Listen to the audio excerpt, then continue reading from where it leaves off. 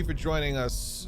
For those of you who aren't aware, this is technically the beginning, but we just did our level ups in another video. So for those who don't know, my name is Ken. I will be your DM for this evening, and today I'm joined by Mr. Ryan, Mr. Keen, Mr. Rory, Mr. Busy, Mr. Richard, and Mr. John.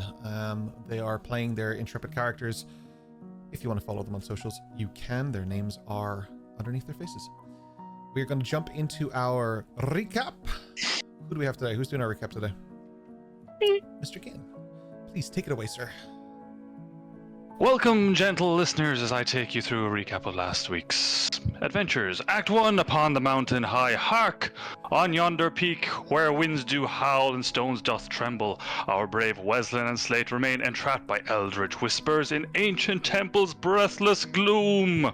The labyrinth doth twist and coil like a serpent, yet stout-hearted Slate emerges at home most foul concealed in his knapsack. The halls of mystery behind, yet portents grim ahead. Wesleyan doth entrust his fox, the wily chicken, to Slate's wary care, when winter's grasp hath waned. Yet Slate, though brave, doth fret and ponder how to tame the fox's roguish heart. Act 2, at Maleficum's arcanum of magic and might. Meanwhile, Dash, with kindness in his heart, leads fair Lissa to a chamber prepared with gentle hands. Yet such peace is fleeting, for Hatsu, with eyes sharp as a hawk's, espies strange figures wrought of sticks, sinister in their silence. Dash, with curious mind, doth step forward, and lo! The woods do echo with the sound of a heartbeat, strange and otherworldly. With caution set aside, Eos sets fire to a totem, and the very air is filled with shrieks as dark as creatures roused from slumber. Fierce the battle that follows, the night alive with shadowed foes. Eos and Dash, struck low by foul breath, do fall in dire combat's grip. Yet brave Amadriana, desperate and resolute, doth fight to raise her comrades from death's cold grasp, while Hatsu in valor bright fells the remaining friends. The field is won, yet dread lingers still, as though the night itself doth hold its breath. Act 3, Callus and the Path of Change. Back upon the mountain's crown, a moment's calm doth fall, as Slate and Wesleyan gaze upon the wonders wrought by Callus' hand. The world doth shimmer with magic's light, and Callus, with words both fair and strange, speaks of change and paths untread. With his guidance, our stalwart adventurers are whisked back home, where they find sweet respite in shared tea and tales exchanged with Dash. Yet even in this brief interlude, peace doth not linger. Act 4, the shadow of Dr. Harrow. With a knock upon the door, Ayame doth appear, her visage pale with fear. She speaks of Dr. Harrow, whose dark deeds grow more fearsome still. After the battle, the twisted Harrow doth pluck the hearts from creatures slain, a sight so vile that Ayame in righteous fury did confront her. Yet darkness took her, and as the world slipped away, the only sound that lingered was Harrow's cruel laughter, a chilling echo in her mind. Thus ends this chapter, where shadows deepen and the light of hope flickers as if in a tempest gale. The dangers grow and our heroes must gather strength anew, for the stakes, my friends, have never been higher. And with that, enter stage left, Amadriana. Pretty sure we're out of time, man. Yeah. I fell into like watching Richard E. Grant right there. Yeah, like, I was like... I was waiting for freaking Paul McGann to walk out in the beginning of With Now and I Part 2. That was great. Yeah, you can thank ChatGPT for Shakespeareanizing that. Quickly, before we jump into Amadriana, I do want to find out where she goes. But I just want to say congratulations to my party for hitting level 2, so inspiration all around. DM inspiration, of course. Yay.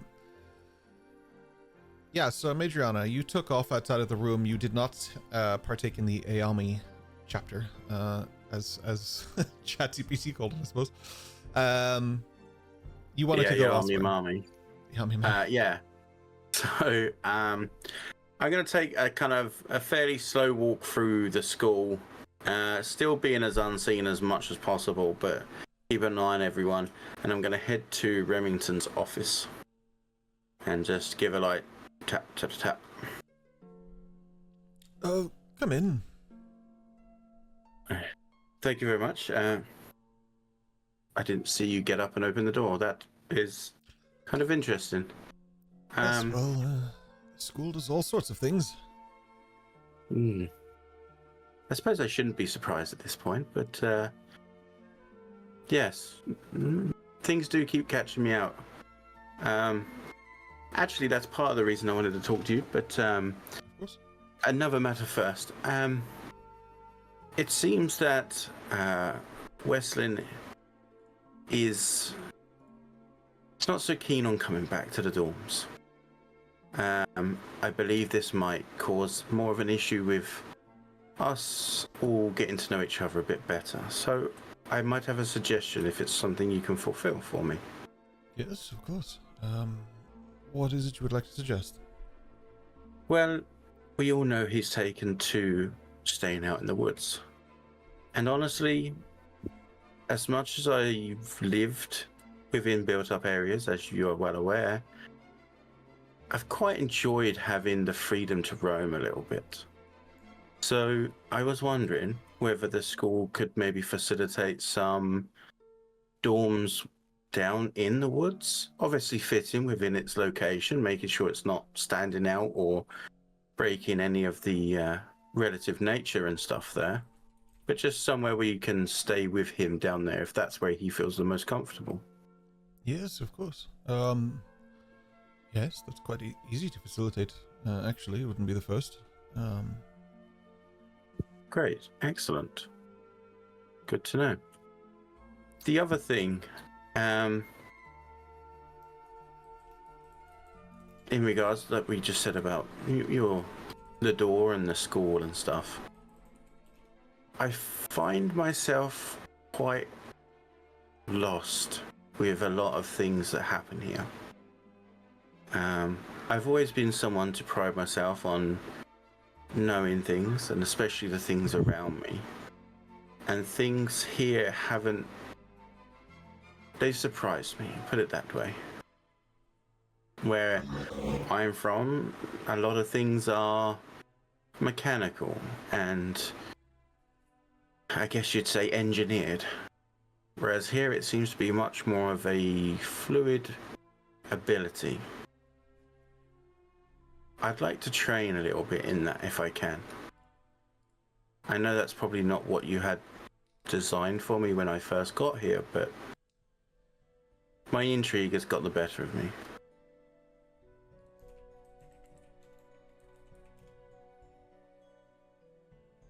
Right. What would you like me to do to help facilitate this for you?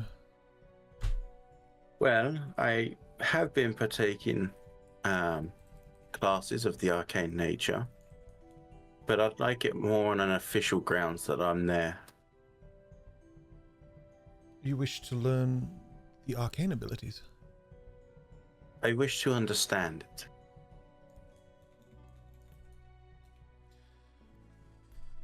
Well, it's been a while since I've used this. Bear with me. He stands up and he goes over to a bookcase and he starts shuffling some books out of the way, and because it's him, there's rows of books. It's too much for one shelf. He moves a bunch out of the way and he pulls out an old book and he dusts it off. This was one of my first. I would hope that it serves you as well as it did me. There are a few little things written down in here that you could perhaps practice. And if you find yourself learning these ways, then perhaps we can get you into more advanced classing to help you learn the things that you don't yet understand. And he hands you this book. For the purposes of this, even though it's coming from him, I'll let you decide what it looks like. I could imagine, as it's one of his first. Now, we don't know his age, but he obviously shows the wisdom of someone that's been around for a very long time. He's not in his teens, yeah. Yeah, exactly. So, Frosted tips. I'm assuming this to be quite a standard, like, old leather-bound, cord stripped and tightened kind of paper journal almost. Yes, exactly like that, Busy.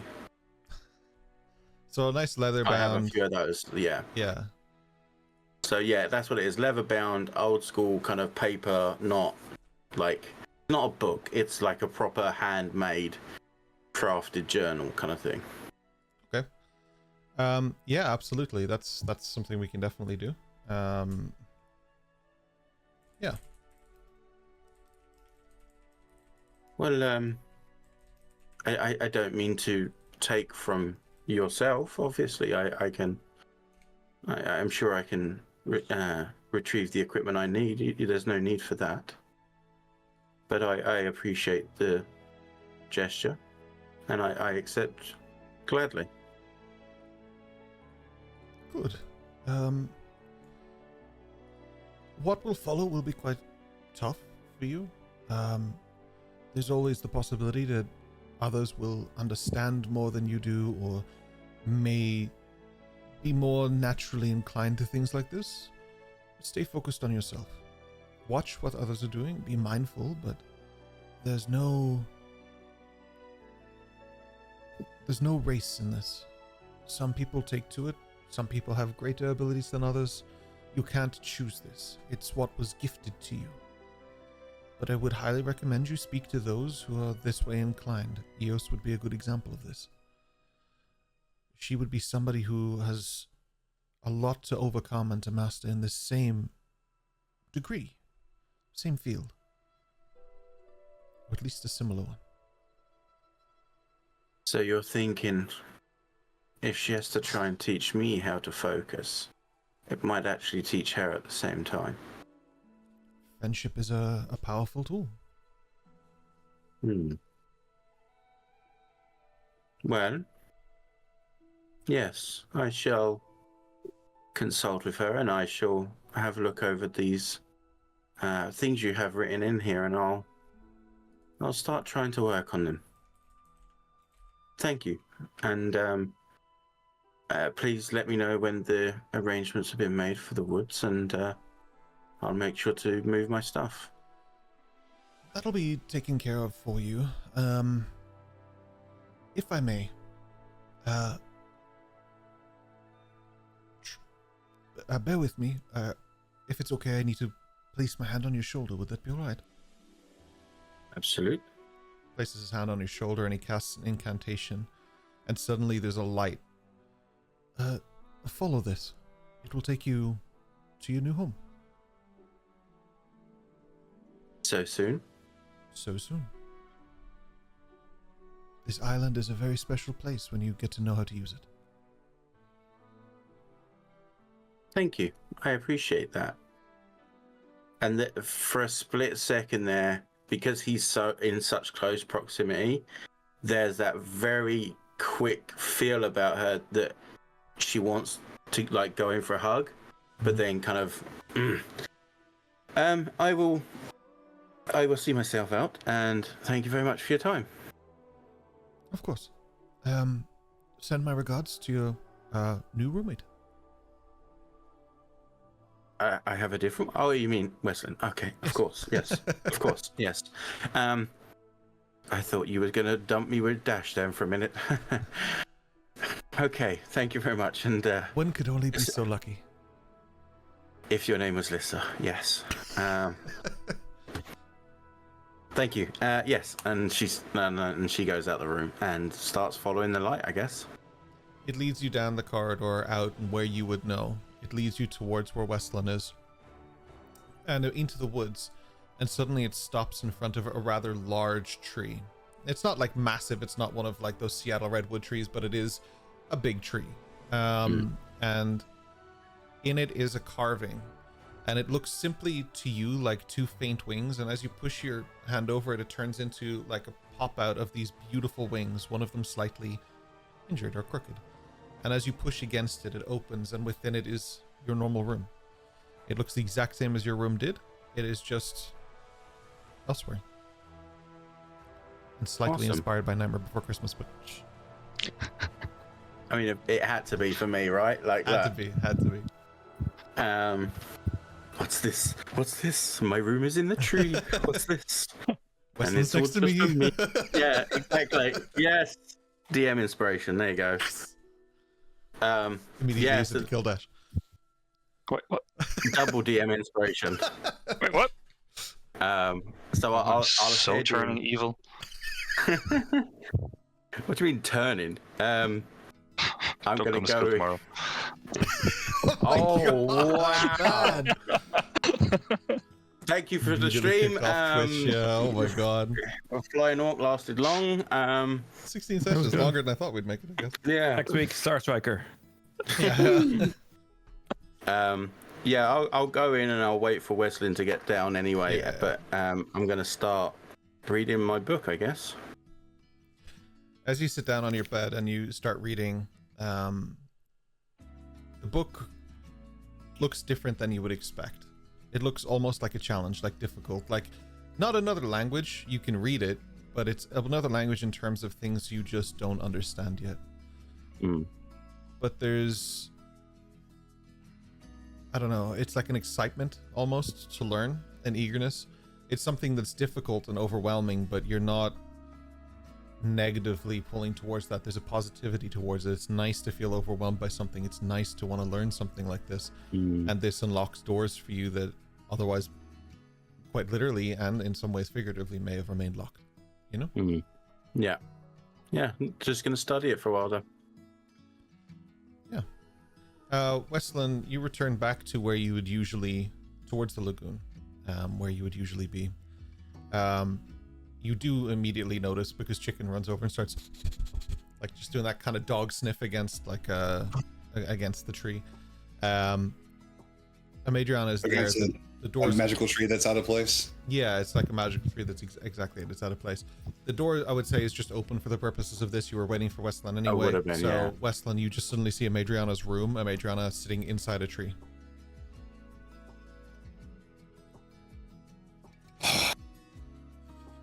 How close is this tree to my little hut?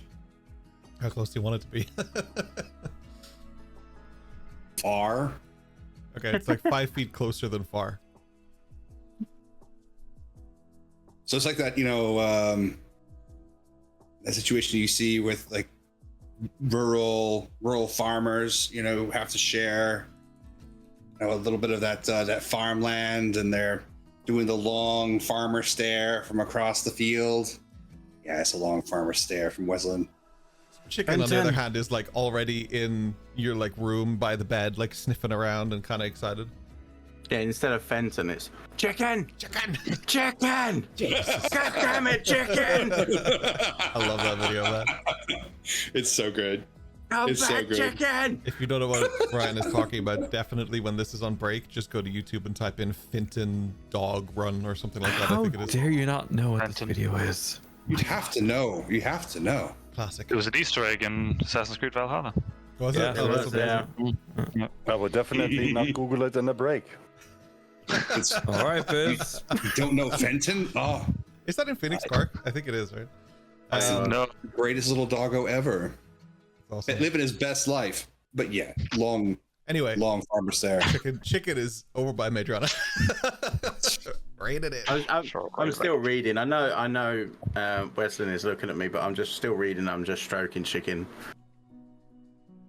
Can't control chickens, so like, fine. I'm gonna go tend to my crops that aren't growing because it's out of season, but gonna start just doing busy work, process this invasion of my perfect isolation, and Meanwhile, she's like putting speakers on the outside of the tree and like strobe lights. No.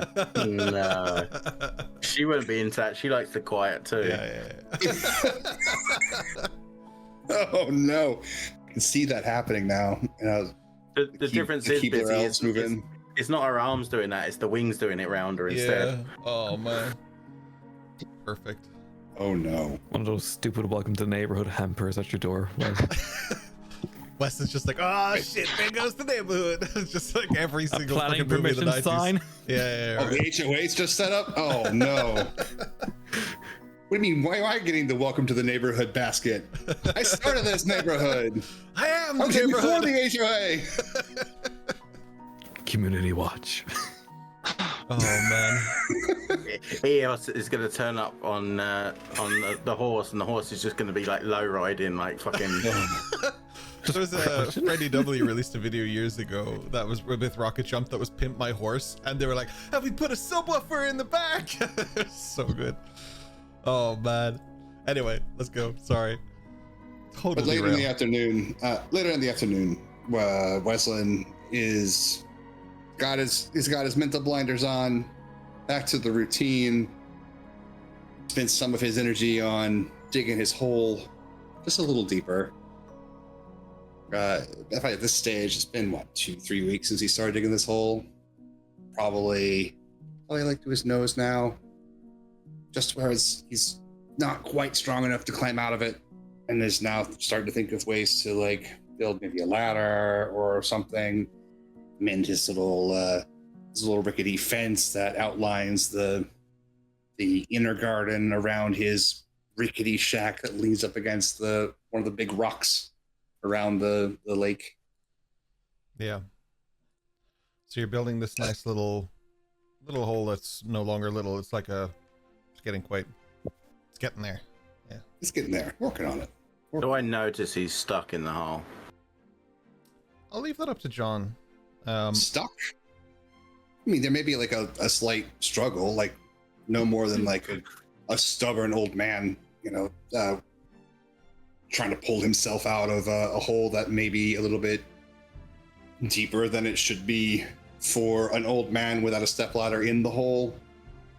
But with that same amount of like gritty old man, especially now driven on that there's some magic tree in the middle of his yard, blocking his view. Magic trees. No, just this tree. Just this tree. I didn't know it's a magical tree, and she's not a witch who made a home in a tree. Just saying. I haven't ruled that out.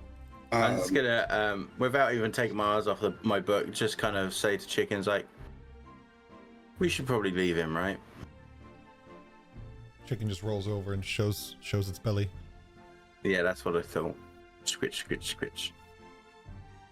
Traitor.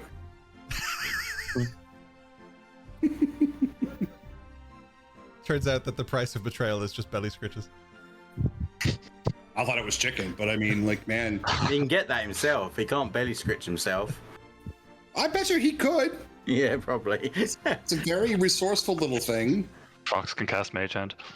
Yeah, I mean, the fox is That would apparently That'd be made the of. best use for Mage Hand ever. that might actually be Yeah. the best piece for Mage Hand ever. Yeah, you might have just changed the game. Well, there was Sylvia Barbs by Richard a couple weeks ago. yeah. That was great, yeah. Yeah, Silvery Barbs, and now if we get Richard to do Mage Hand on that, he's the single greatest spellcaster in the whole game. Like, I mean, Mark, yeah. we've done past the parcel with Mage Hand and Illusion, so like, Technically, if chicken's less than 10 pounds, Mage Hand could fly him around. That would be fucking glorious. It's I think quite like possible. what is the average fox, like 10 to 15? So it might just be over. I don't know. I'd have to so check. the reason Chicken eats so often is to never be able to be light enough to have catapult cast. That Defense mechanism. makes sense. It's defense Same way mechanism. you don't Yeah. tell like a hag or a fae your name, you just you stay over 10. Like that's that's the trick. Yeah, this is canon now. Yeah. Then as the afternoon wanes and the shadows grow long, he'll set up a fire and relax by the lake. Nice and easy like.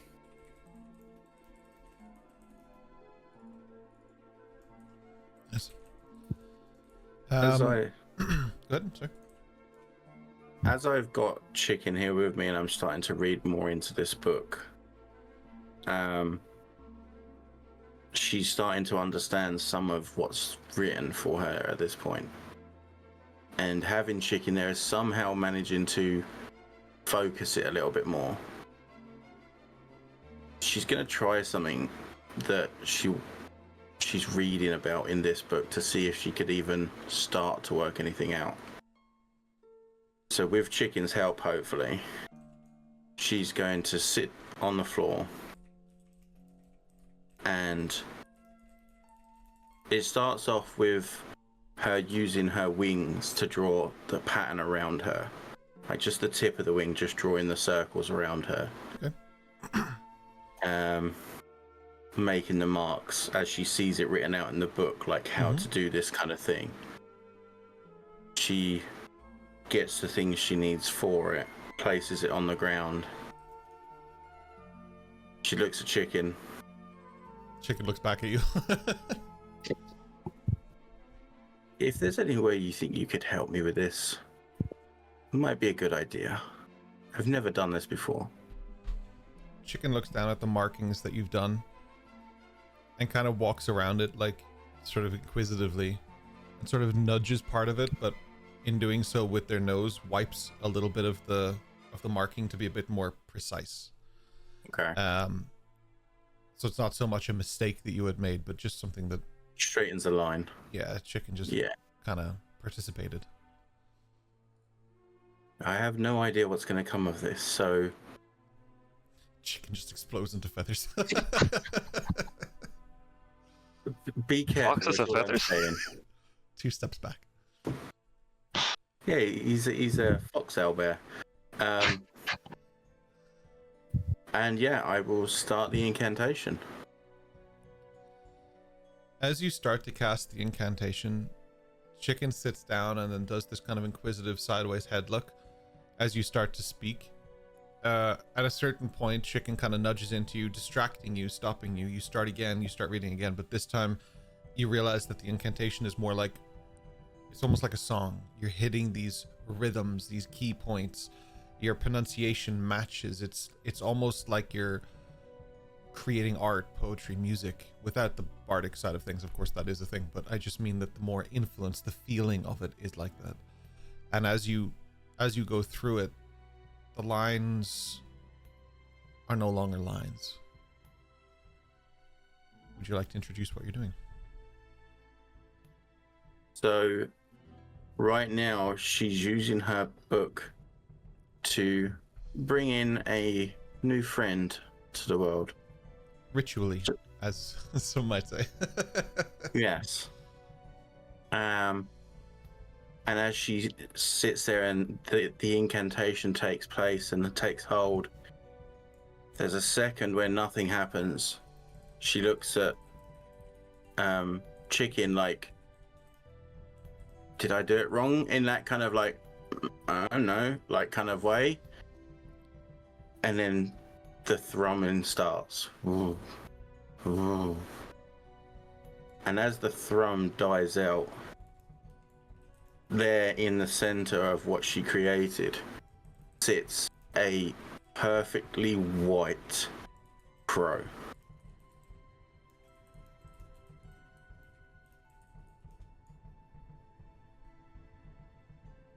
But I must say, Chicken, it's not quite what I was expecting, even though I had no expectations of what was going to happen. Chicken walks up in an effort to smell it, but the crow sort of hops away and does a little ruffle. Not intimidated or scared of Chicken, but not wanting to be encroached on by Chicken either. Chicken has a history. I'll stand up from my, kind of cross-legged position that I was in, and I'll unfurl the wings a bit more so they're a bit more outstretched, kind of showing that it's part of its dominance. Like, I have the greater wings, but part of it is a familiarity to this creature as well. And she'll go down to one knee and just, like hold out the hand, like as if to say, like, you can sit, kind of thing, out to the creature. While you do, it looks towards you in kind of a bird form and then starts to take in its surroundings and kind of moves towards you.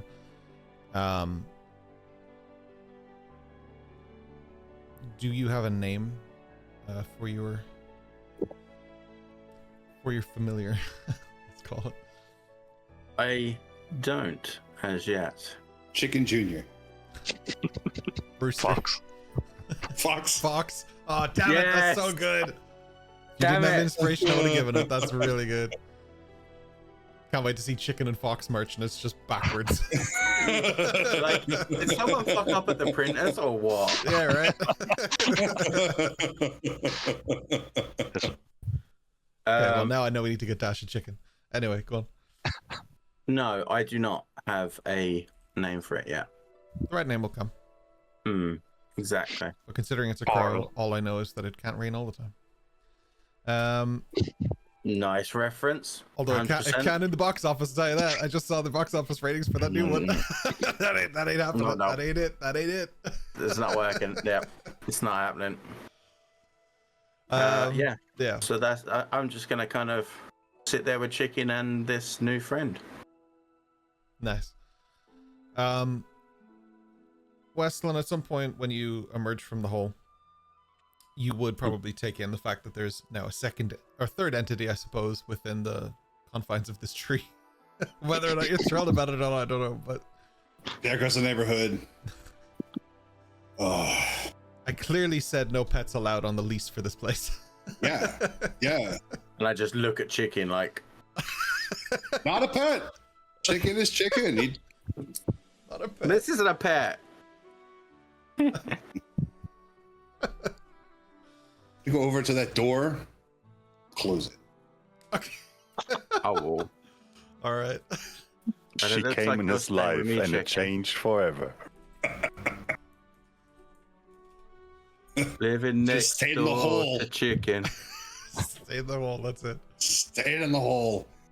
Oh no. He just starts pulling the mud back over himself.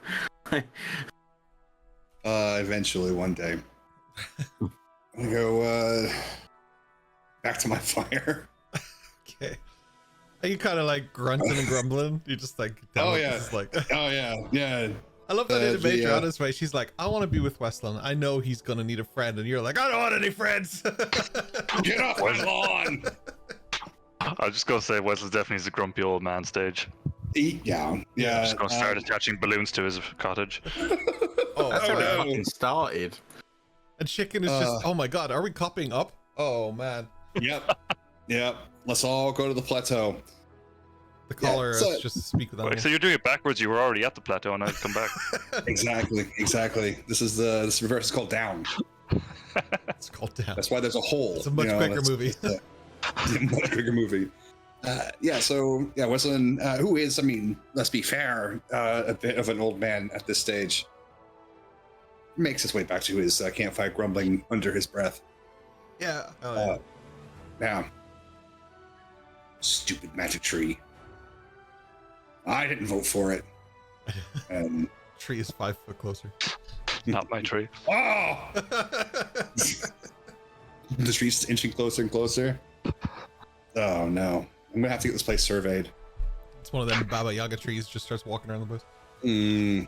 Yeah, crow's feet underneath. Yeah, exactly. I wonder why. Oh, I hate it. That's the next like ritual. Those of you, as we approach the end of this evening, and in doing so, we'll be fast approaching our long rest. The rest of you who are around the school or with Ayami, more particularly, I'd like to know what's happening there.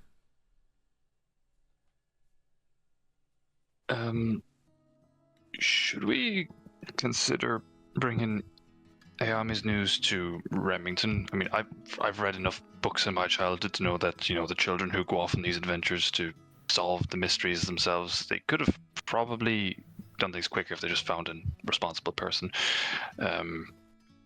Should we fill him in? Hatsu turns towards Ayami and he says, "Are you all right?" I thought you were just going to slap Hatsu for making a suggestion. She sits down. She looks bloodied, but when you go around her, when you go around her and kind of move, you do see a rather large marking on her back. Like she got hit by something huge on her back. Like this massive, and like to cause this kind of damage, it's like that was a heavy hit, Does it look more like a hand that would have slapped her, or more like a stick, a weapon, some sort? So is it damage that was dealt by brute force, or was it damage that was dealt by like a blade, or how does it look like? It is, without being too on the nose, definitely bludgeoning damage. It's been a long time that I see something damaging you like that. I didn't even see what it was. It hit me so hard from behind. So you had her envision what something else that hit you, right? Yeah.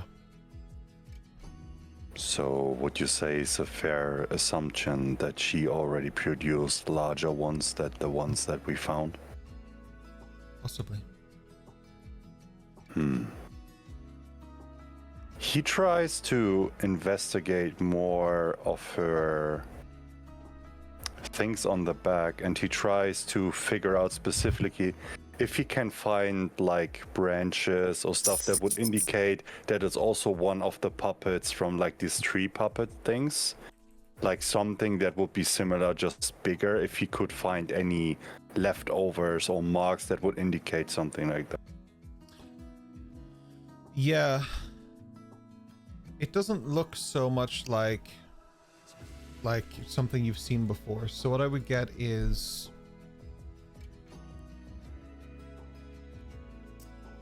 let's go with investigation. I think would be the easiest one here. If you do need help, you can ask the group for someone to help you. Help! I need somebody! Help! Any of you guys proficient in investigation? I'm your somebody. Okay. Yes, there you go. I should say I am, but I'm not there. So roll. So it's with Advantage. advantage, right? Investigaciones, advantaciones. Oh, that'll Oh, do it. c'est magnifique. Nice. Beautiful. Nat 20. That 20 for a 19. Nat 20 for total 19. Yeah, that's awesome. Right, so okay, what's the best way to explain this? There is no way, shape, or form that unless it was at least 3 times the size, one of those stick creatures could have left a mark like this. If I was to give you an example, the difference between the 3, like the stick totems that you had, like if I was to use my fingers as an example, this looks like it was a whole fist, right? So like they have small little arms, they're not really doing much damage, they whip you, they hit you, they pierce you. But this is like something massive, like a huge hit, like the side of a truck hit her or something, like something gigantic really did damage to her. And with a lot of force, because it would have sent her flying. You can see the scuff marks on her front, and also it nearly knocked her unconscious in one hit. So I mean, there's a lot there to take in, but that was something that hit much harder than any of those creatures did. You know firsthand how that feels. You've seen your allies to get hit by these creatures. They used gas and piercing and like very little bludgeoning, but whatever this was big.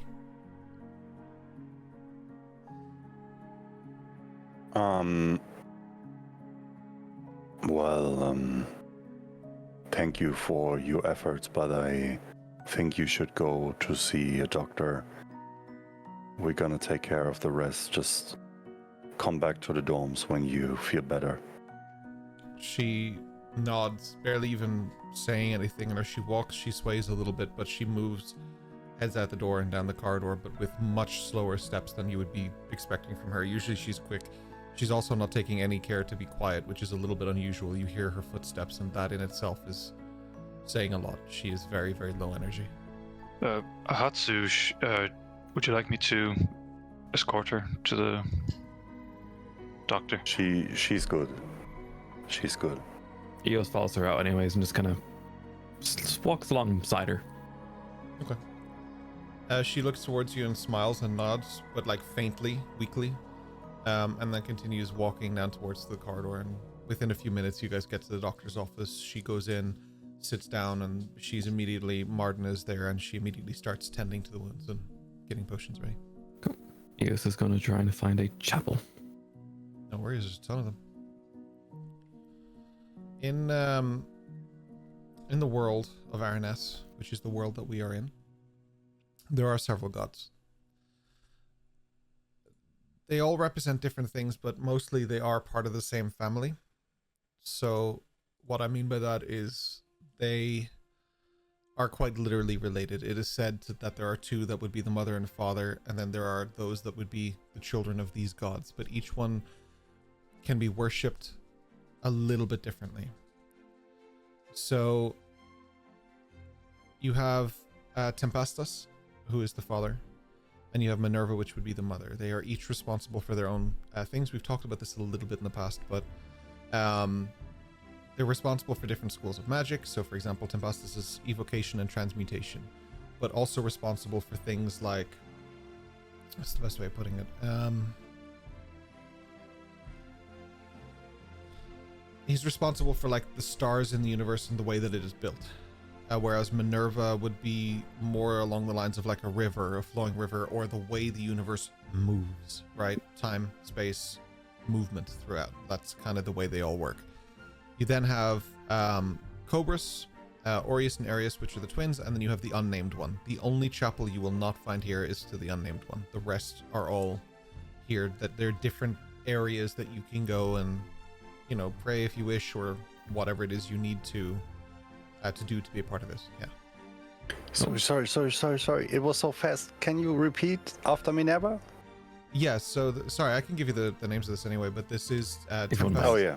Yeah. This will actually be something we can put on the website as well, because this is known information among the characters in the game, so we can put that up and people can see. But the way it works is Tempestus and Minerva are the mother and the father, and then their children are Cobras, and then there's the twins Aureus and Arius, and then one of them is called the Unnamed One, which is the one that is mostly feared and considered to be about necromancy and so forth and so on. Thank you. No problem. Fantastic. Well, you know me well, so Minerva, please. I should have guessed. Yeah. She's not a drow. Does that matter? Are you okay with That's that? fine. Okay. All good. Different campaign. Different like the campaign. Like, man, I've never seen you not like. Just, whatever. We'll get back to this. Minerva is sometimes known as Eternity. The representation of Minerva is like she was born and created from cosmic force. That is what is believed. The parents were created by a cosmic event, and the belief structure is that all of this started with the fracture. This is something that we talk about in our intro video. This is something, the 4-minute one, and you can see that on YouTube. This is something that we talk about there. The fracture is the event. The way it works is how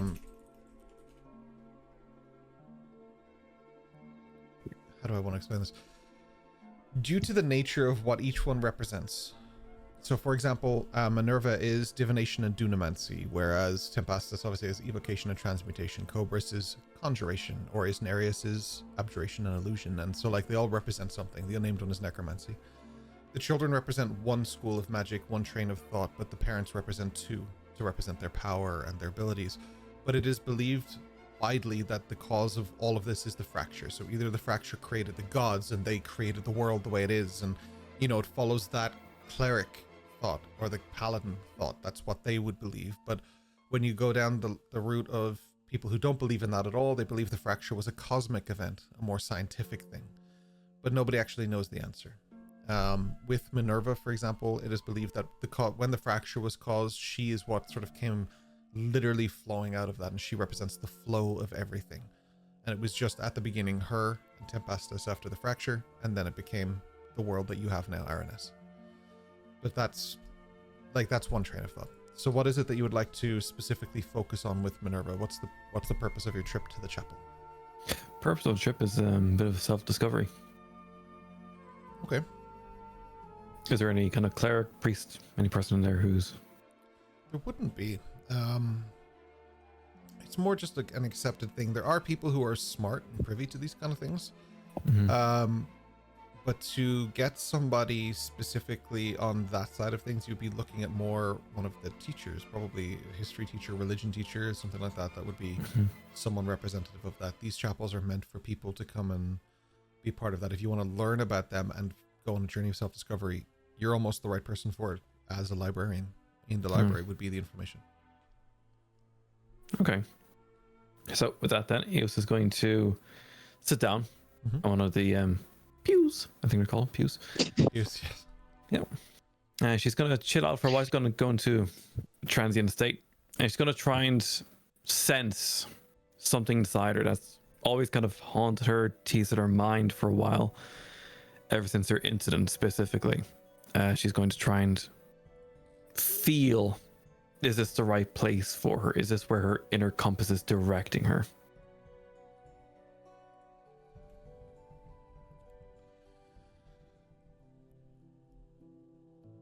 This is more of a journey of self-discovery, as you said.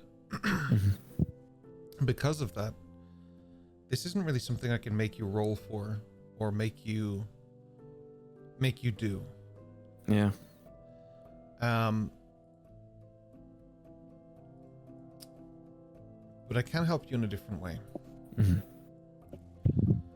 So within the school, as I said, there are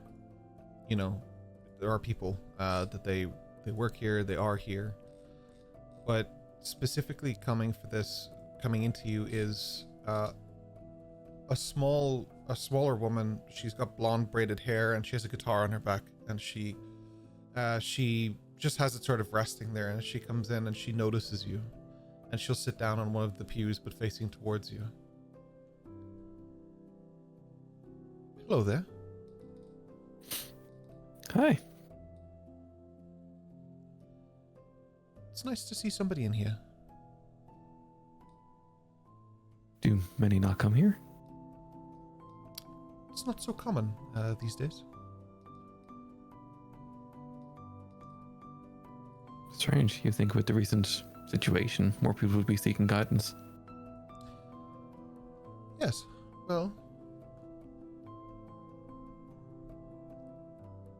I'm not really sure that it works that way.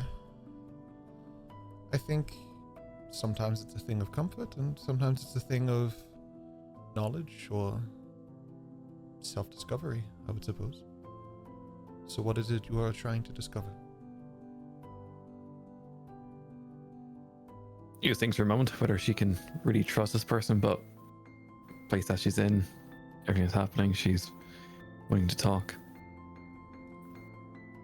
A while ago, I was in a very difficult scenario, one that I felt myself I would separate from. I would raise above my own body and go beyond. But there was a force inside the back of my mind and deep inside my body somewhere else shoved me back in, and I woke. I woke to, as a child, I would call it a nightmare. Things that I could do with shaken reality. And I want to know where that is coming from. Or who of the many gods it is coming from.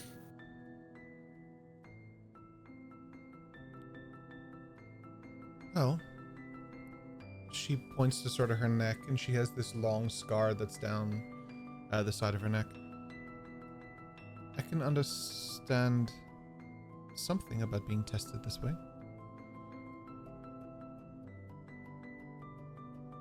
But actually, I think it might be fortuitous that we met. I believe my wife might be able to assist you. My wife, Ravine, she is more in touch with that sort of thing. She may be able to help you on a journey of exploration. In here and in here. Pointing to her head and her heart for the podcast listeners.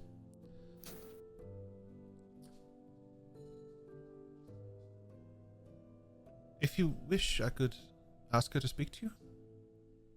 I would love that. Thank you. I'm Eos, by the way. My name is Angie, and she shakes your hand. Angie, she would be the religion teacher of this school. Her wife is not a teacher here. Her wife is just somebody who lives here with her, and is part of the ecosystem here, and she does things, but she's more focused outside. And she goes on to explain that to find her wife, you would probably need to wander in the woods a little bit, and try and find someone. She has dark hair. She's usually out there. Her name is Ravine, so you may find her, you may speak to her, and just say that Angie sent you. And she should hopefully be able to help you. Perfect. That's what I'm going to do at the next on. Thank you. Sorry, dark hair. She has blonde hair. Oh. Sorry, apologies. But yeah, you'll find her outside. She usually wears like this cloak of feathers and stuff that would be easy to spot. Perfecto. Eos, for the first time in a long time, takes off her hood. She shows her markings, her scars, things like that too. Talks about the journey she went on to get here and why she feels it's a good place so far. Still a bit lost inside herself. Yeah, you guys engage in information and sort of share a conversation. She explains that she comes from I've actually forgotten where she comes from. I'm so sorry. The Fortress of Memories. No, she comes from the eastern part of the continent. Even the Fortress of Memories. But she's one of the few people who spend a lot of time traveling. She would be from somewhere near Asazaki, so it wouldn't be too far from you. Oh, cool. Okay. Yeah. I need to find out where exactly, but it's on her sheet somewhere, so I just need to pull it up. But yeah, but she would explain that she's like from a similar place to you, similar beliefs, similar knowledge, you know, that kind of thing. You said you want to find her after, like, Yeah, tomorrow, next on. Next on. Yeah. Eos has some things to do in her room. No worries. Quick question. What's her surname? Creed. Ah, that's a shame. Because it's the religion teacher, and I named them all after. Depends. I love Ryan's look. Why? Wait, why? What do I want to know? His question. What's his surname? Because I made a joke in chat. Oh, Because it was good.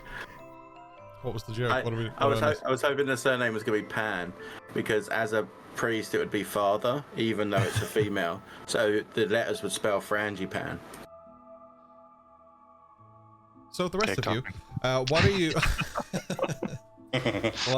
What's everyone else doing while Eos is on a journey of self-discovery? Guess we're chilling in the common room.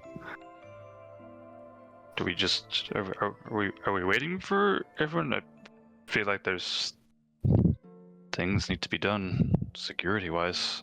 Natsu, Slate, what do you think?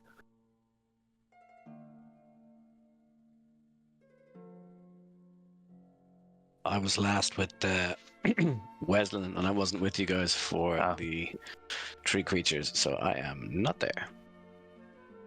Hatsu, I is just us. think we identified that you're not with Westland anymore, though, because you went and you dug the hole and you did the thing. So if you're not part of this at all, I'll come back to you then. Yeah, no worries. Correct. Thank you. I guess we should report. Because Makes sense. if her creatures start to attack students, that is an issue, I guess. Absolutely. Shall we go find Remington then? Well, Dash, may I ask you for something? Of course. Take a deep breath.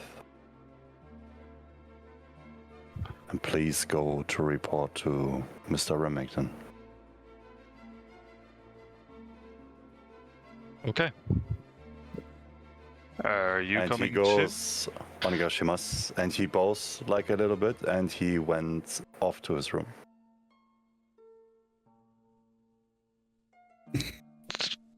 Odd fellow. I'll go to Remington's office.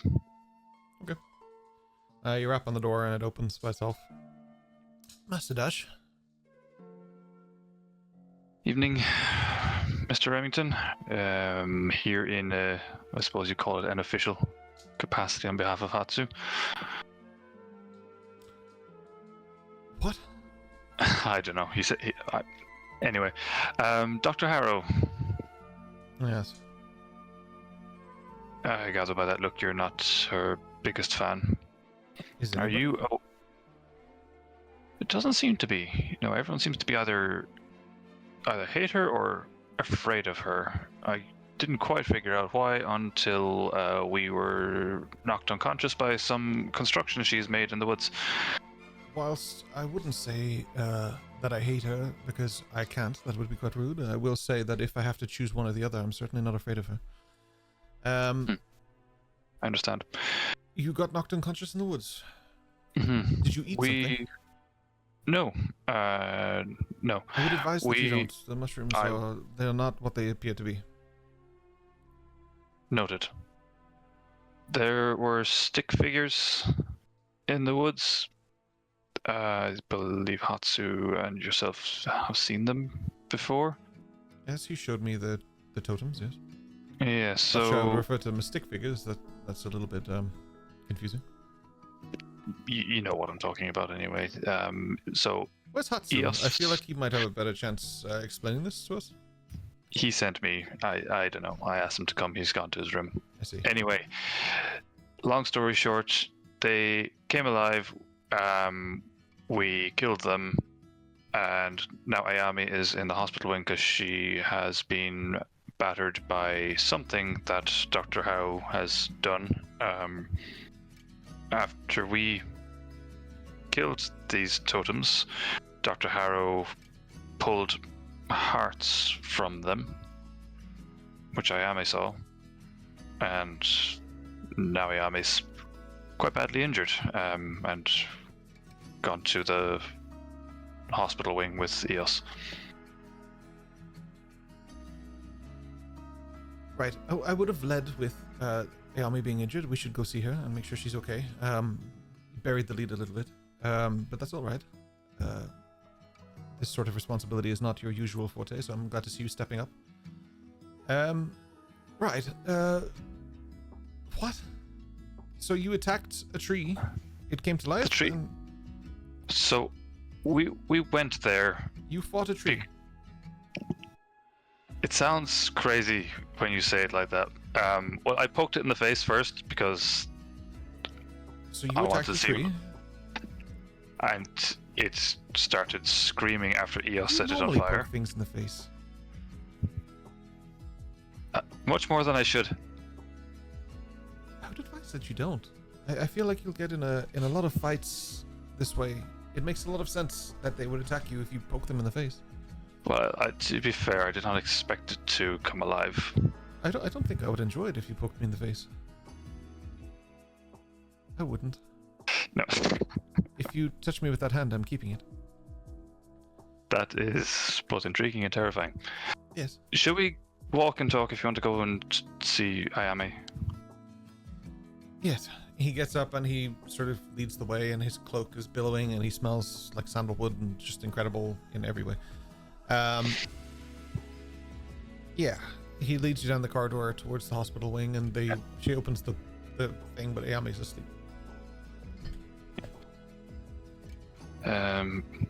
Well, I'm glad she's getting some rest. I don't see EOS. Yes. And they attacked Ayami? Something else attacked Ayami while Dr. Harrell laughed, which is, concerning. And I gather these totems were built by Dr. Harrow to begin with. What is she up to? I think I know. He starts walking down the corridor without saying anything else, and he's in very much so a hurry. I'm coming too. He opens the door to where Boreal is. Boreal, just checking that you're all right.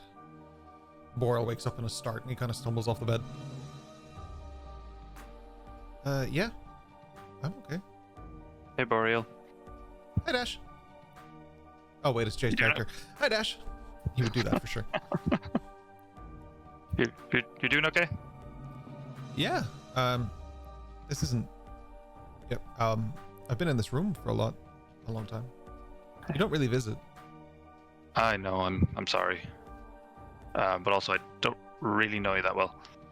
Fair. Eos visits. That doesn't surprise me. She's very empathetic. Chicken visits. Chicken? Yeah. When was the last time Chicken visited? If you wouldn't mind, a quick question for you, Boreal. What is it that Dr. Harrow talks to you about in your sessions? Boreal thinks for a moment. He's like, mostly just the source of my magic, I suppose. She tries to understand where it comes from, to help me understand where it comes from. Right. We need to get you a second camera so you can switch angles for doing two characters. I'll have like a mask, but it's like half a mask. I'll wear like Court of the Owl's mask on the side so we know it's Boreal. Right, thank you. I'll just whisper to Remington. Should we tell him about Ayami? Not right now. Okay. Boreal, I apologize. I'm going to have to seal your room. And move it. I'm not trusting of this situation, and I feel like you would be the target.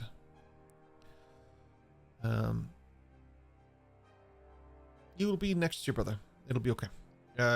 He walks out, and he's like, Dash, this way. Yes, of course. Closes the door. Hatsu, in your room, a door appears. What do you mean you're moving the room? Oh, it's gone. Wait, Without facing the door, Hatsu just says in a calm voice, like sitting on the floor, kind of meditating. I waited for you, Remington Sensei. Instead of it being Remington, you hear just a voice. Hatsu? Your brother speaks through the door. Come in, Boreal. He opens the door and he walks into your room. It's so clean. And then Sit down. gives you one of those frantic ways. He sits on the edge of your bed. Yeah. No. Sit down next to me. He comes over and he tries to kneel, but then there's this discomfort as he tries to fix the robes and do all of that, but then eventually he gets settled. Yeah. Hatsu goes, you remember how we practice to calm. I want you to practice with me. He takes a few deep breaths. He closes his frantic, quite frankly, his gigantic eyes. He closes them and he sits quietly and then begins to meditate. So Hatsu kind of tries to drag him into his rhythm, if that makes sense. So he tries to guide him through this exercise, which is a quite long exercise. So he tries to calm him down and set him back home in his mental state to kind of be chill and has like an anchor mentally. That makes sense. He focuses, and you can almost feel it. There's a change in how he breathes and how he sits and his posture, his pose, and it's almost like he's back home again.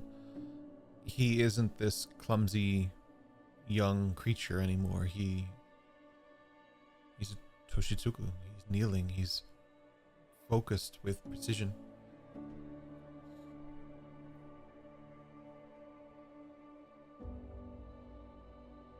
Do you smell mother's bread? He nods. He doesn't speak. I guess Hatsu would recognize that he would move, right? Yeah. Do you smell the sweat of Hashirama practicing in the front yard?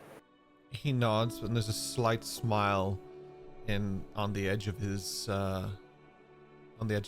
face, his beak. Do you hear Asuka's voice correcting both of us with everything we do? You glance towards him and he's holding his knuckles because he feels the sting, the familiar sting of being corrected, yeah.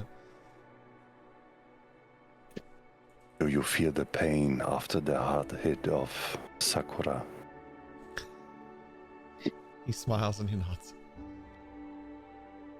Remember, home is everywhere you are. Home is in you. You are never alone. Next time a voice whispers, remember, nobody can take you from home. You need to breathe. You need to center, and I will always be by your side.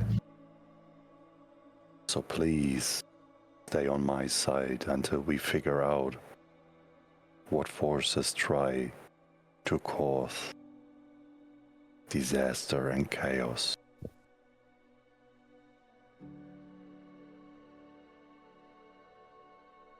He doesn't really speak, but there's, when you start talking about it, there's like an increase in his breathing. It's barely noticeable, but it's there. You feel the anxiety coursing through him, but after a couple of seconds, he gets himself back there. He remains calm and in his meditative state, listening to your words, following your wisdom, your guidance.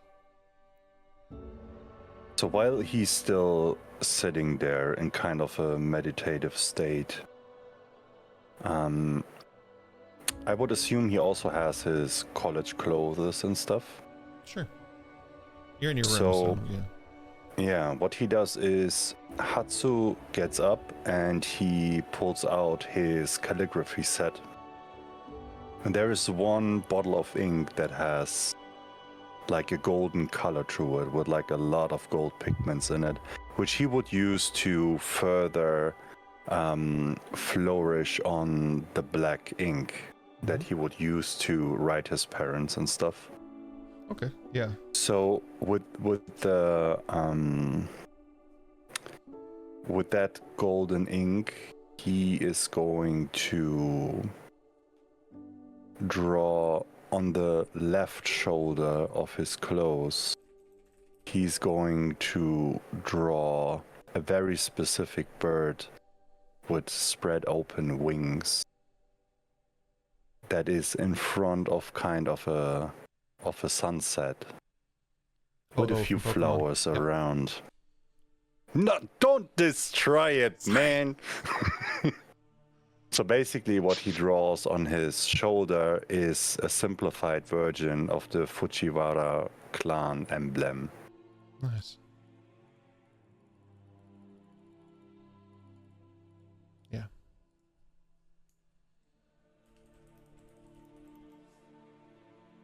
I like that.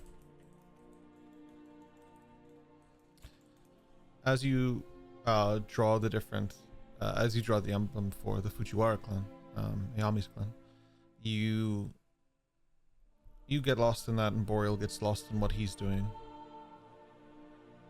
But across the school, Dash, you follow Remington, who is now...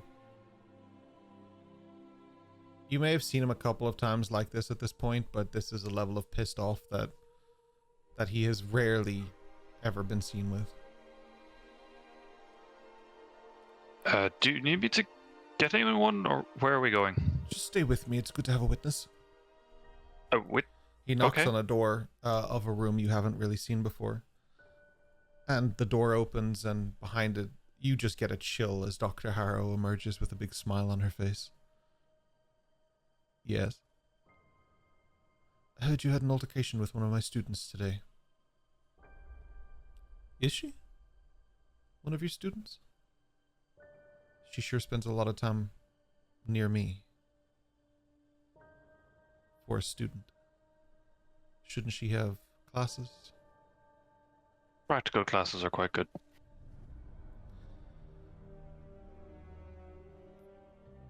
As long Hello, as she Dr. is, as long as she is under my roof, she is one of my students.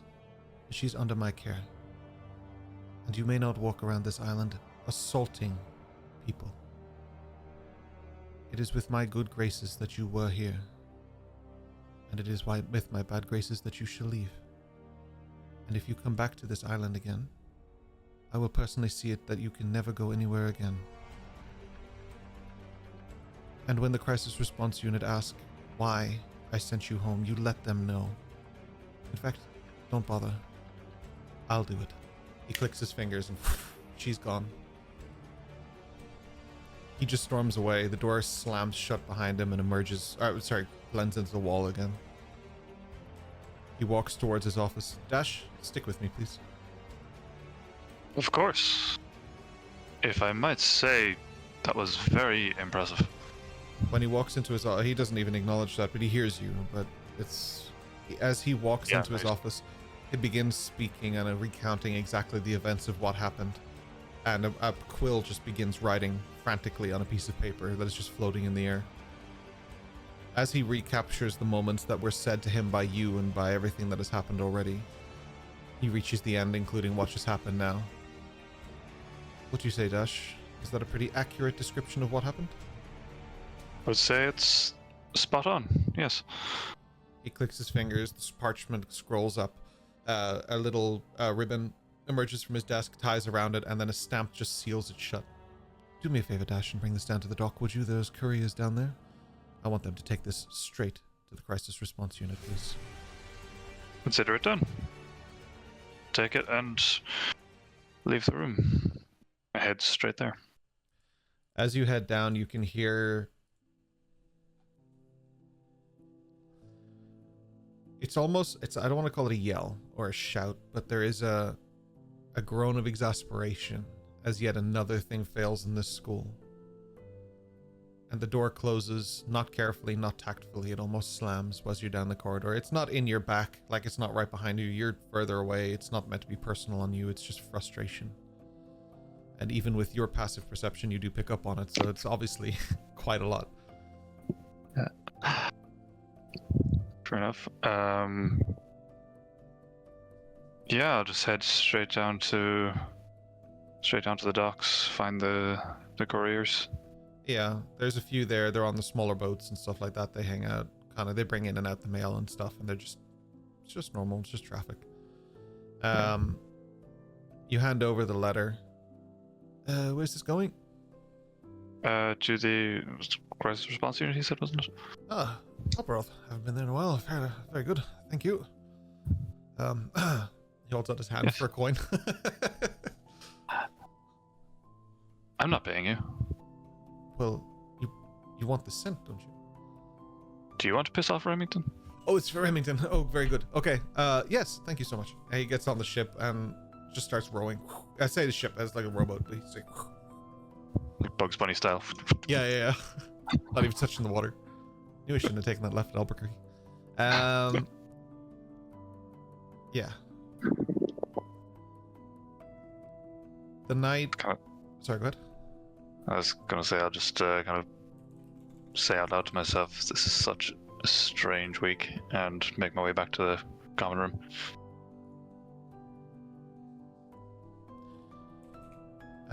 Yeah. As you head back, you sort of kind of all regroup a little bit, but obviously Madriana, you're in your place, Westlin, you're in your place. But the only one missing is Slate. So talk to me, pal. Where are you? So, having separated from everybody else, I made my way directly from our excursion to the library. And what I've done is effectively taken a cart or whatever and taken a whole pile of books, anything I can find that's giving me information on gods, effectively, but of all different types, no one particular type in particular, just generic information, stories, this, that, and the other. And then I've looked for a secluded place in the school where I know there's little traffic, and just sat and spent a while thumbing through the books, not necessarily aimlessly, but trying to see what I may or may not find within the books, anything that might pop up of interest. And yeah, I'll start with that. Just thumbing through some books, some bits and pieces, and just looking at information for specifically, well, not specifically, just generics on the gods, etc. And after passing some time and, you know, finding out some of the bits and pieces that we've already heard and has been made known to us, and sort of getting it clear in my head and sort of trying to figure out what I know or what I think I know, I would have one hand on a book and have the book open and be looking through it, but my other hand is sort of fidgeting with the buckles on my backpack. So I would like to put my hand into the backpack and I would like to touch the book. Oh shit. Oh right. Oh, the book. Straight into it. And the point of what I'm doing is I have the books all around me, the cart all around me. I've set them all up in stacks, and actually it's just a cover. I don't give a shit about this book or any of the other books. I just want to look like, leave me alone, I'm busy, I'm reading, I'm doing my own thing. And there's nothing going on here as such, just books and reading. So, but obviously I want to talk to the book because the book told me to bring it. I brought it, and now I want to talk to it. Yep, those are all things that happened. Yep. I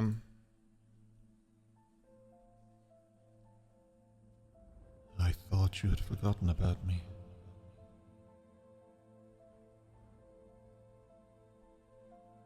You made it very hard to forget about you. Some could say compelling. But I need to make this clear. This is a transactional relationship.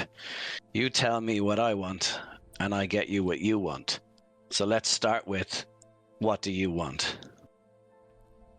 A conversation with Eos.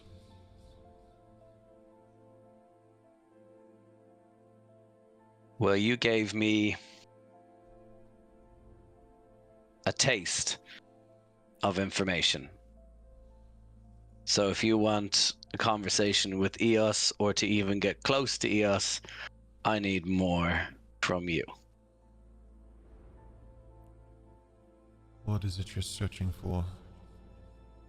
You're playing a dangerous game, bartering with me.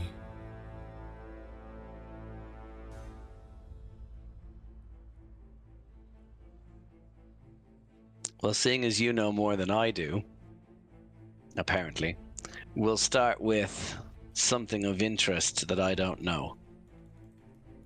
We'll go dealer's choice.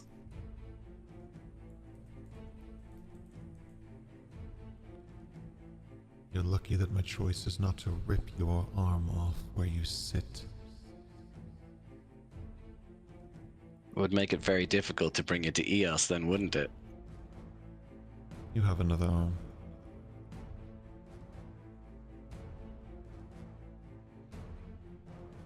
You were born in 1512.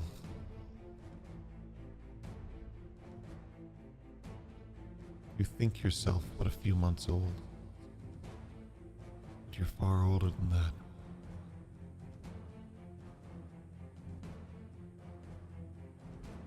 I know the name and career of your true parentage.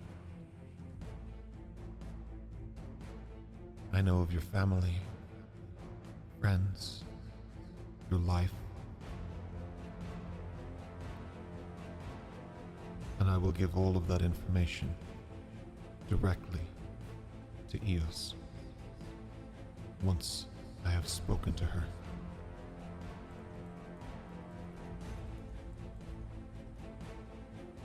I need but 3 minutes. Then you can name your price.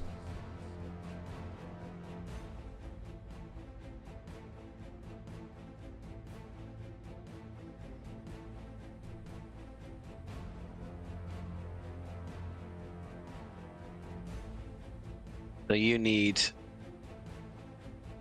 3 minutes of a conversation with Eos. So you need Eos to touch the book. I won't hurt her if that's what you fear. I need her.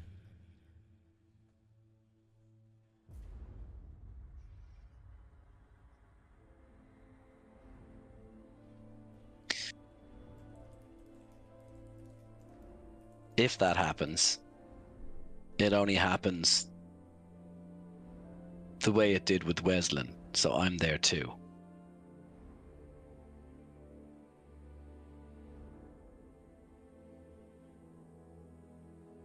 I can make that work.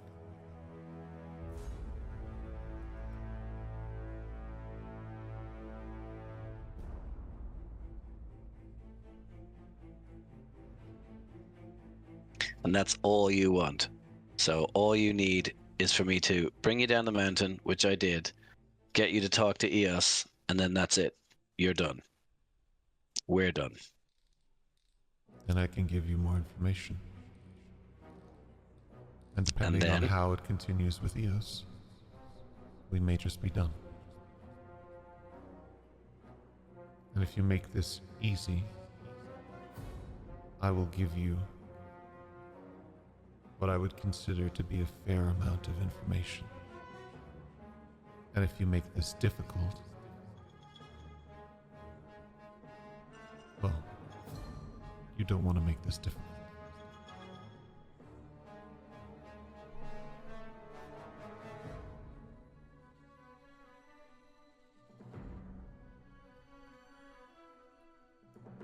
So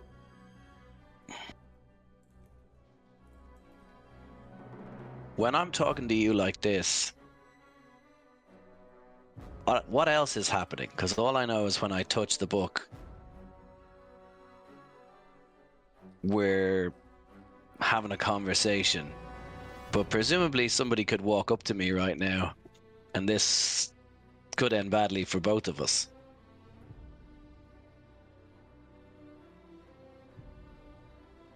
Awful confident of you to think this won't end badly for you anyway. I mean, I could take you back up the mountain. I could put you in a river. You don't have to go to Eos.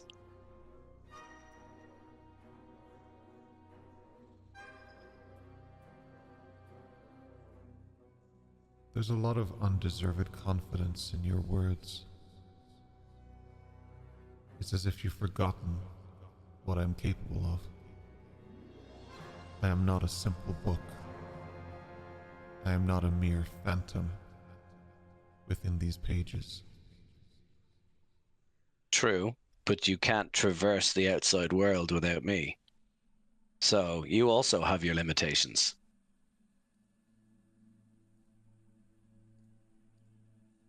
I'm also your only hope to remember who you truly are, Elias. You have no other options. I have seen within your mind. You're just a scared child. Don't you want to remember what your true face looks like?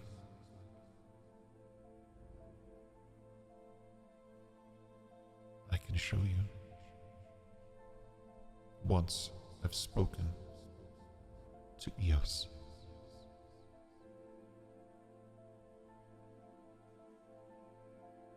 Any other conditions? Just speak to Eos. That's it. Keep me away from Remington. Bring me directly to Eos.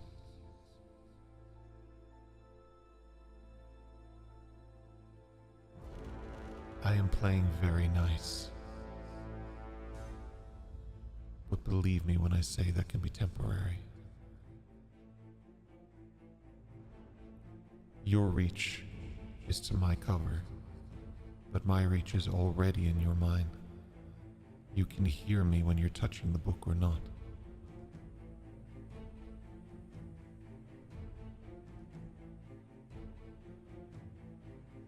The longer we stay here and do this dance, the more unpleasant it's going to be. At that, I will attempt to break away from the book. There is no breaking away. There is no letting go. Take me to her.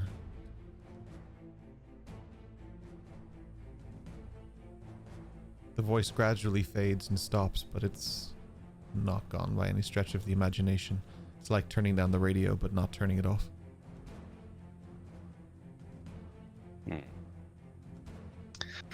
I gonna close up my backpack, semi-tidy up the books in and around the cart, and then maybe just take one of the books that I found somewhat interesting about the gods, just throw it in the bag, and then I am going to head off in search of Eos, starting with her room, common room area. I will head there first. I'm gonna need an investigation check.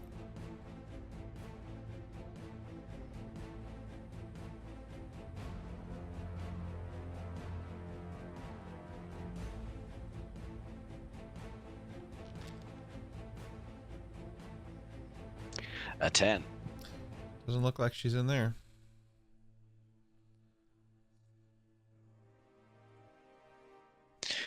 So, having gone into the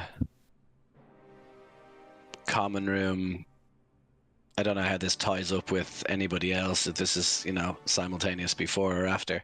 Is there anybody else around? I think Hutz is in his room, Amadriana's in the tree, Westland's in the tree. Dash might be coming back. We can probably line that up. Eos,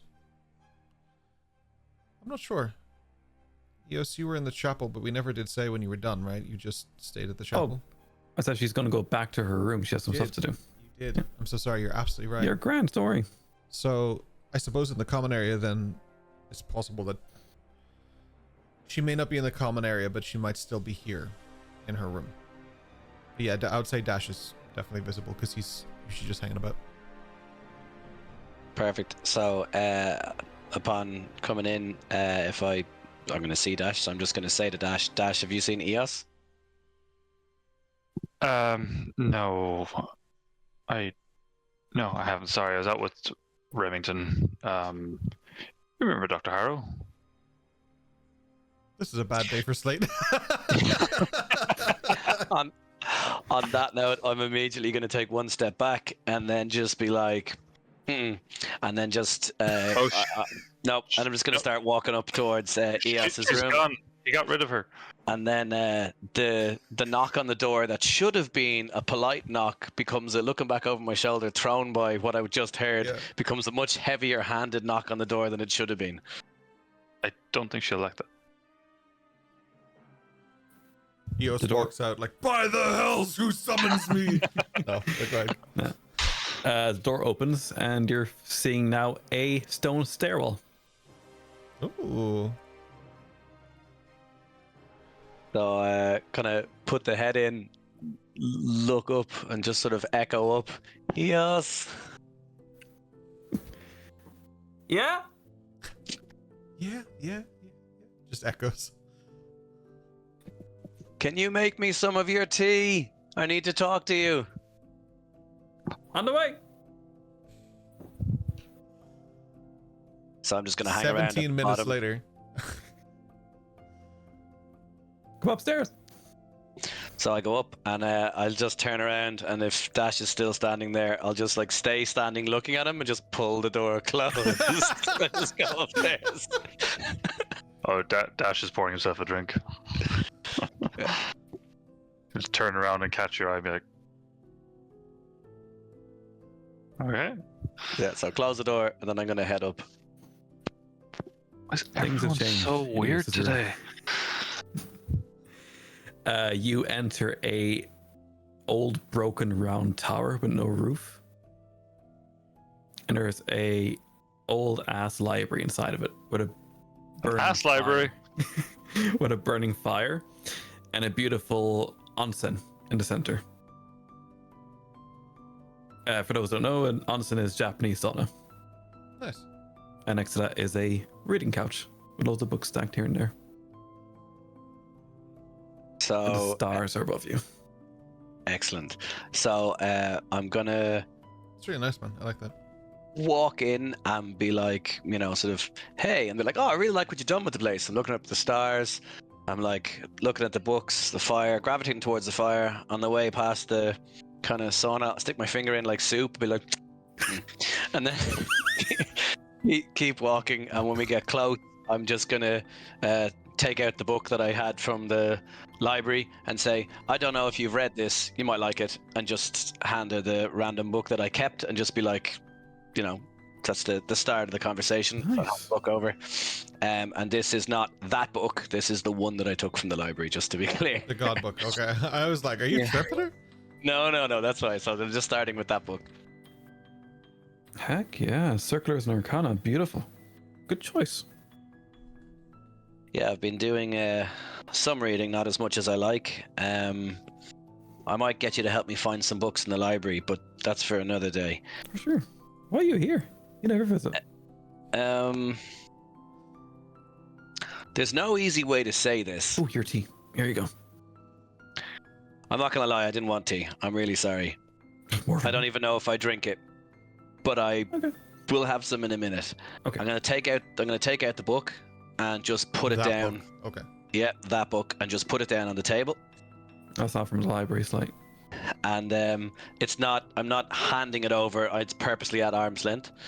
And I'm gonna say, I've met someone. Oh, are they nice? Not really. Oh. Dash's But they sister. want to talk to you, and they're in this book. Io sits down with her tea. That's why I thought you'd need the tea and probably 2 cups. There's a person inside the book. Well, there's somebody in the book. I don't know anything about books, and you're the bookiest book person I know, so I brought it to you. I really appreciate that. Thank you. Also, they did ask for you by name. Where did you find this book? That's a long story. Quick version, on the mountain. On the mountain, okay. Person inside the book on the mountain. I'm going to do an Arcana check in that, Ken, if you don't mind. Sure, you can make an Arcana check, yeah. Before you, I'm going to say this, before you touch it, it's not pleasant if you do. So Was it be like prepared sticky? for anything. Students keep returning books sticky. I don't know what's happening. It's the thing recently. 19 on Arcana. Okay. This is not a normal book. I mean, that's clear. This is definitely a book that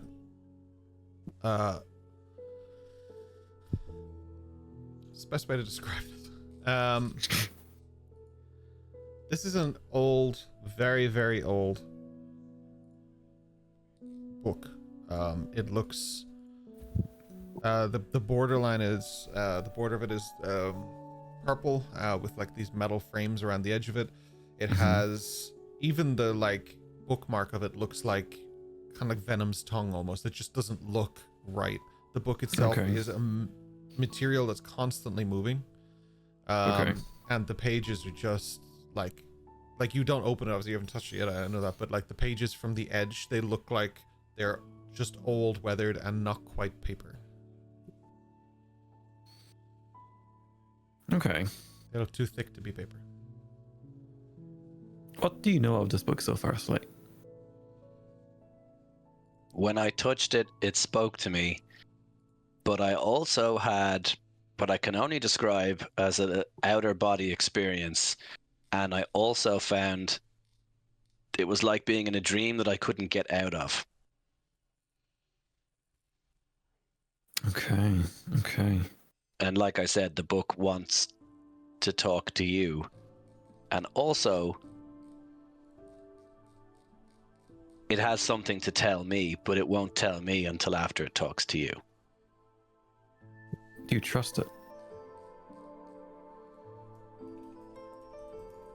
I mean, I don't know what it is, so I don't know what. I mean, I'm gonna say no, Yeah. but it knows things it shouldn't.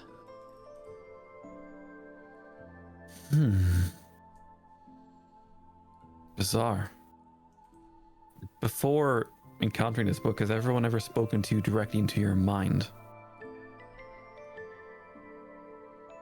I mean, I feel like that's how I process language. When people talk, I listen and it goes into my head and I process it in my mind. But not like this, no. Okay. Is it like casting message? Is it like this?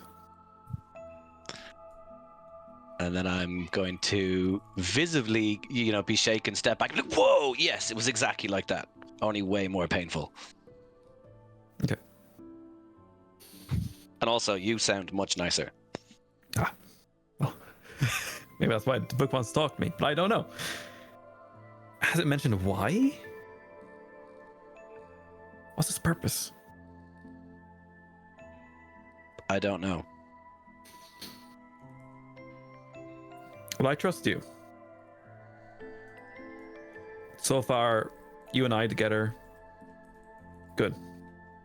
I trust your instinct. You didn't I mean, force if it me. helps, my instinct is to bring the book, open it, and read it, so... True, but you haven't grabbed my hand. You haven't made me touch it. And look at the thing, it looks disgusting. On that note, I'm going to hover my hand over it, and then reach out my hand in a gesture to, we can make a human chain. If you wanna, I'll touch it and touch you and see what happens.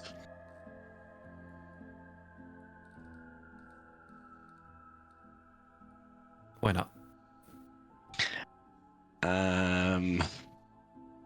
I also... Hold on 1 second. You're good.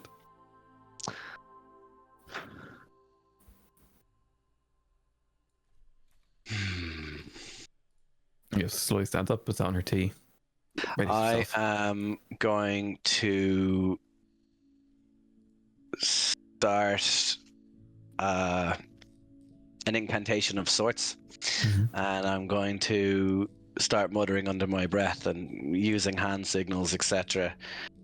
And I am going to cast Bless on both of us. So we have... Can do that, Slate? Thought you were a musician. And then I'm going to go back to the book and say, this is why I've been reading. I don't really understand what's happening. But trust me when I say we're going to need this. And then I grab your hand and grab the book. Hell yeah. Should I roll that D4, Ken? Well, that's a good question. I'm going to give you a I good obviously answer. cast it on both of us, just to be clear, before anything happens. Eos, my dear, we need to talk. But that's an after break kind of thing, and this is a before break moment, so I mean... This guy. Oh, that's just how it is. I'm sorry. We're going to take a wee break, just a wee little one. Literally, wee break. Just a tiny little one, just for 27 minutes. No, we'll be back in... We'll call it 14 minutes from now, but I'm going to yammer for minutes. It's probably going to be more like 13 or 12. We will have a boss fight in chat. It'll be an easy boss fight. We'll do a prediction now in just a second. If you guys chat, I see you guys popping off with like theories and stuff like that. If I need something that chat, what does it say? You feel free. No, it's all good things. All good ideas. All good things. Reaching out, touching me. Oh my god. Touching you. Capo on the second fret, A minor, G, and D. Sweet Caroline. This book never felt so good. That's it. We're going to have an easy boss fight now in a second, and we will be back then to continue our conversation within the minds of Eos and Slate. Thank you so much. BRB. We are back. Hello. We returned to join our adventurers, communicating with the pages of a manuscript.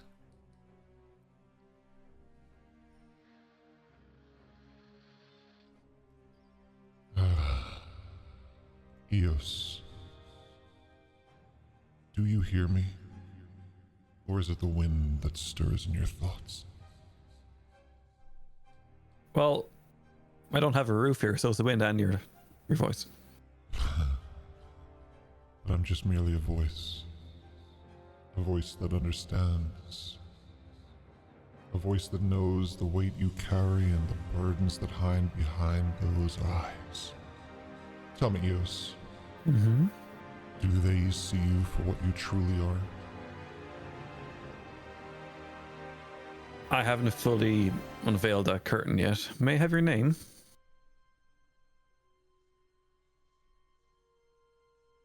Are you showing them who you are, or are you just behaving like the vision they have for you? A prisoner in a cage of your own making? Very apt description. But if you were me and if you knew what you apparently know, would you unveil such truth so quickly? I've learned a lot since you touched the book. It's weird that you seem to think you're in control. To me, it seems like you suppress yourself. But they suppress you too, Eos. Oh, they fear what you could become.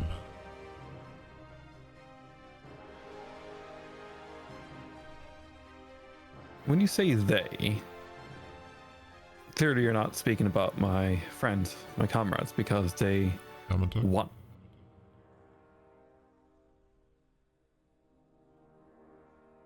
I mean, none of them have tried to suppress me as of yet. Have they not? When Dash met you, did he not stare and tell you that he had never seen anything quite like you before? He's as blunt as a spoon. What can you do? They all want something from you. Suppression, control. How do you know it won't end the way it did before? With you lying in a pool of your own blood. That's a memory. Comes back to me every waking moment I open my eyes after the trance. There it is. There's that smell. Yeah. You speak some truth. Do you know what lies beneath this arcana, Eos? I've heard words of a vault. Secrets. Secrets that could shatter their fragile little world.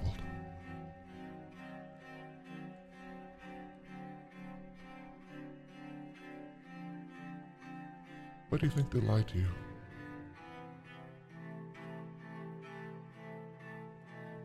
Well, history would dictate that people, well, those of my kind are to be hidden, kept away.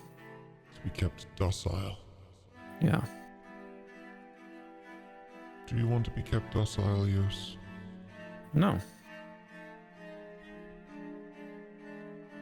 Idle hands create the devil's work. I had idle hands once. I know that trust is a fickle thing, Eos. But ask yourself, who tells you lies? Those around you? Those who support? I'm here to help. And I don't want much in return. If you're here to help, why didn't you give me my name when I asked it?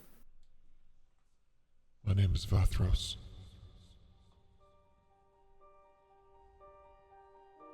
Okay, Vathros. Do you know the power of a name, Eos? Correct. That's why you don't have mine. You'd be surprised what I've learned poking around this brain of yours. Tell me about Riker. He seems like a charming fellow. He's an interesting guy. He's currently dating my mom. It's a bit of a situation. He's good. Smells like cigarettes sometimes, but what can you do? Do You wield his blade, do you not? With honor, with pride, of course. It's cherished by him.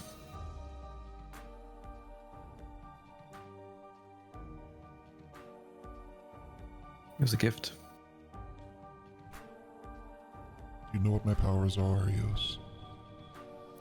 So far, some kind of message situation. I don't know beyond that, but your book is really sticky. It's not that I speak to your mind, it's that I reside in it. Just like I do within Slate and Westland. Their knowledge is mine. Even the things that they don't realize that they know. And now yours is as well. And with that comes a lot of truth, Eos. Okay, Vathros. What is this truth? Why did you want to speak to me?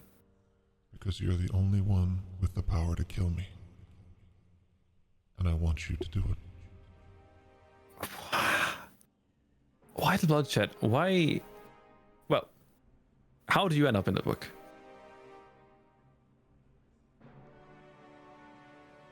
Betrayal. Not knowing someone's true intentions is how you end up in a book like this. Aren't you concerned? I know I like Slate is. books. Books are nice. Books are wonderful. I've read some absolutely amazing, wonderful books in the past. You should read mine. I have a stack. It'll take a while. I put you on the shelf. I'm a real page turner, Eos.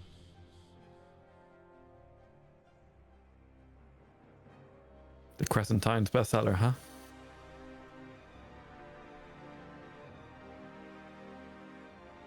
You're a child born of shadows and mystery.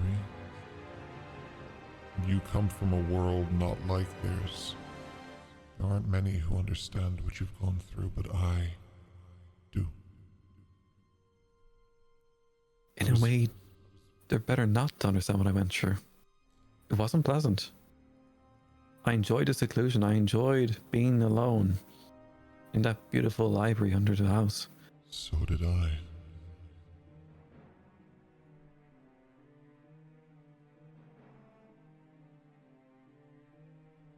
Why do you want to die? Why would I want to live like this? That's a very fair point. But what welcomes you in eternity? Peace. What I am owed.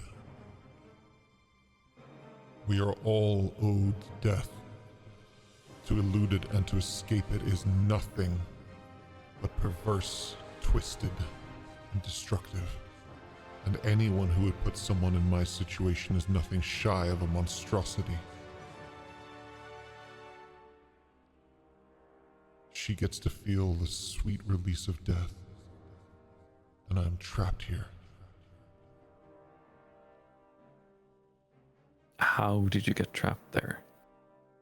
I was betrayed by her. You think the Maleficum bloodline is pure and good? Not really, no. No bloodline is pure and good.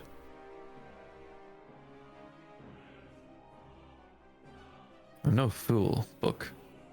Did you put your faith in him? I took his offer. I feel it in your heart.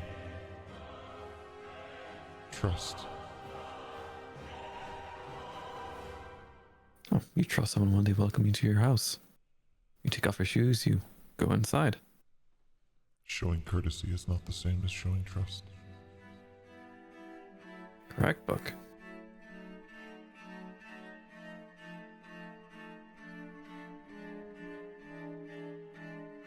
Slate. You listen in silence, but I feel your heart. What are the words carved so softly onto your lips?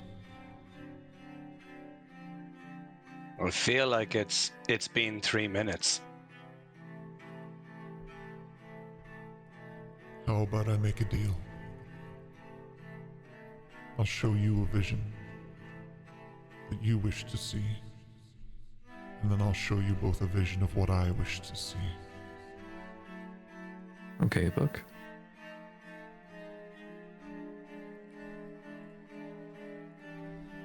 The book itself begins to levitate, and Eos, your room begins to change. Oh god, just decorate it, come on.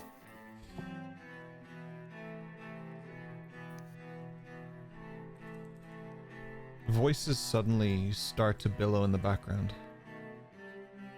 They get slightly louder and louder.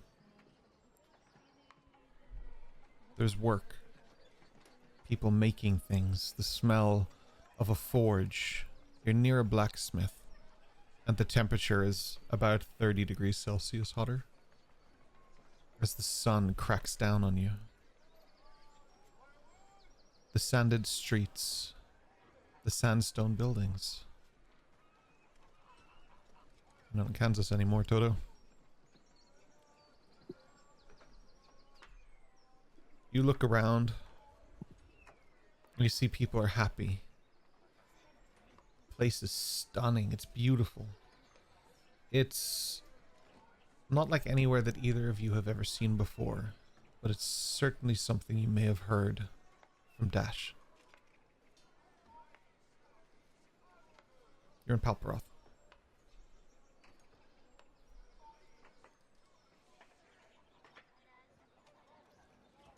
Palperoth is a place of beauty, extravagance. It's a shining metropolis. It's the biggest city.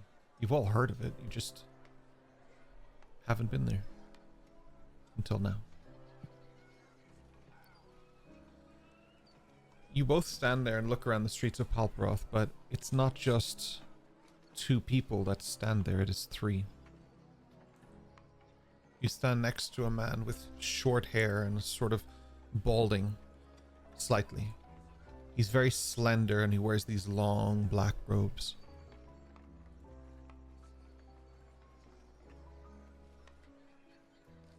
It's nice to finally meet you.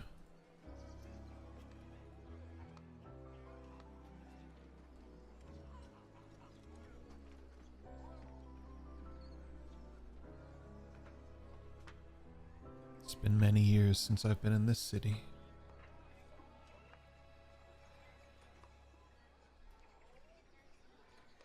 But Where are we, Book? We're in Palperoth. But as I said, we're not here for me. We're here for him, pointing to Slate.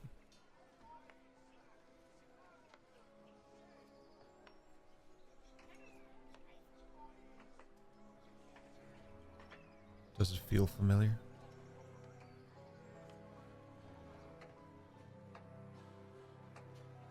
It feels like any metropolis, any town, any city filled with life.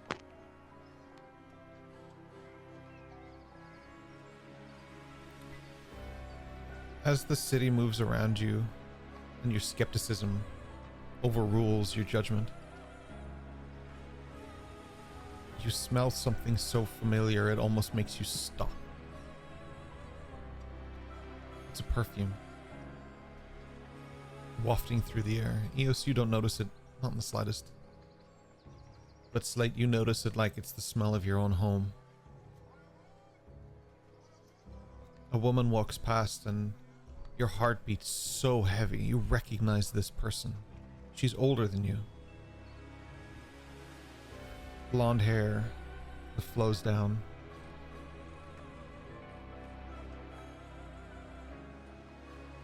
Someone looks over towards her and tips their hat. Morning, Mrs. Holt.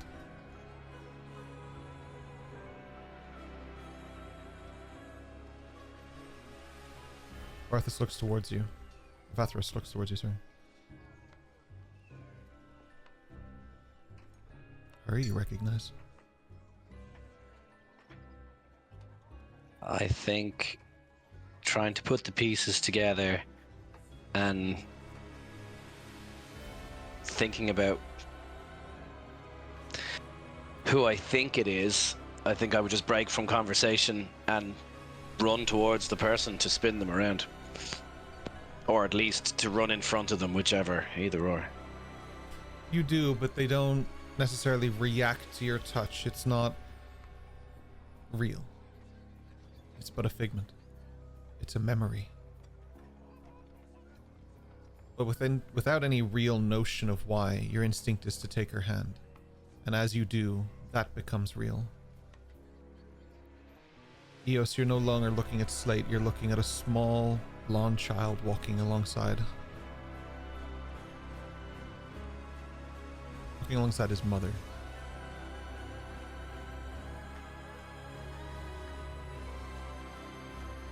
Interesting story, Vathros.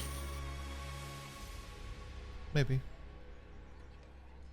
But it's not my story to tell. I merely opened the door. He's the one taking us through it.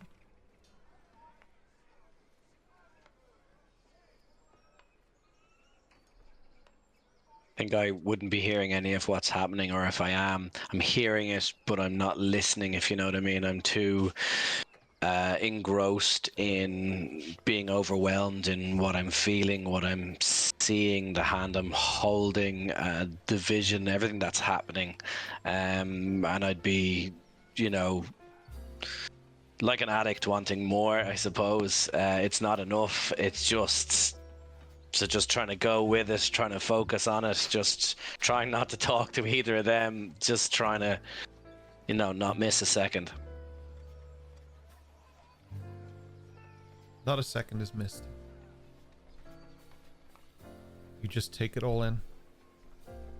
It's weird because in life, when you're born, your brain begins to form and you begin to create memories. It's not something you start with. Some people do. People with perhaps photographic or eidetic memories can recall way earlier than most, but in most cases you have what's called a first memory, but it's rare, maybe damn near impossible to have two. You have two first memories, Slate.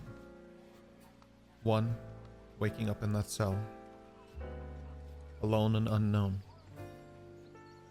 The other is this.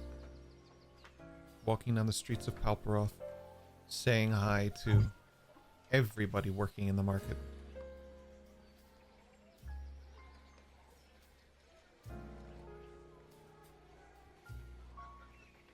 This is the first memory of Elias Holt.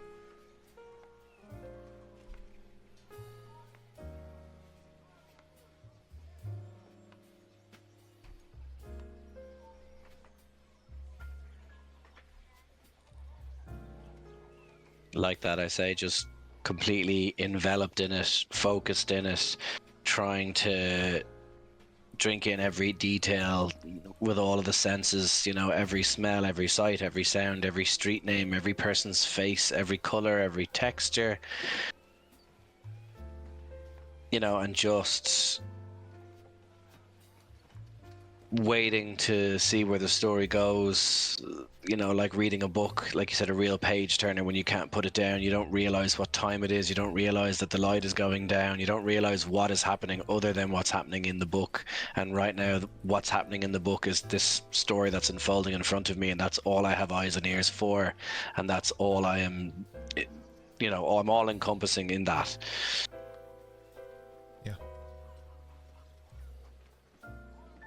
Well, it is some kind of an illusion book. It's something more than an illusion, but something less than reality. You will try and touch one of the flowers to see if her hand. You don't go through it, you interact with it, but the world doesn't interact the same way back. Mm-hmm. It doesn't move the way you would expect it to. It still moves naturally. Okay.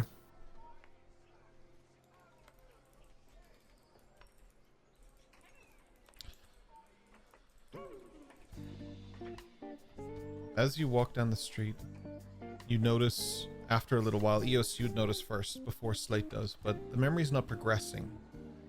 It's more like, it's something more than a loop. It's more like a constant flow.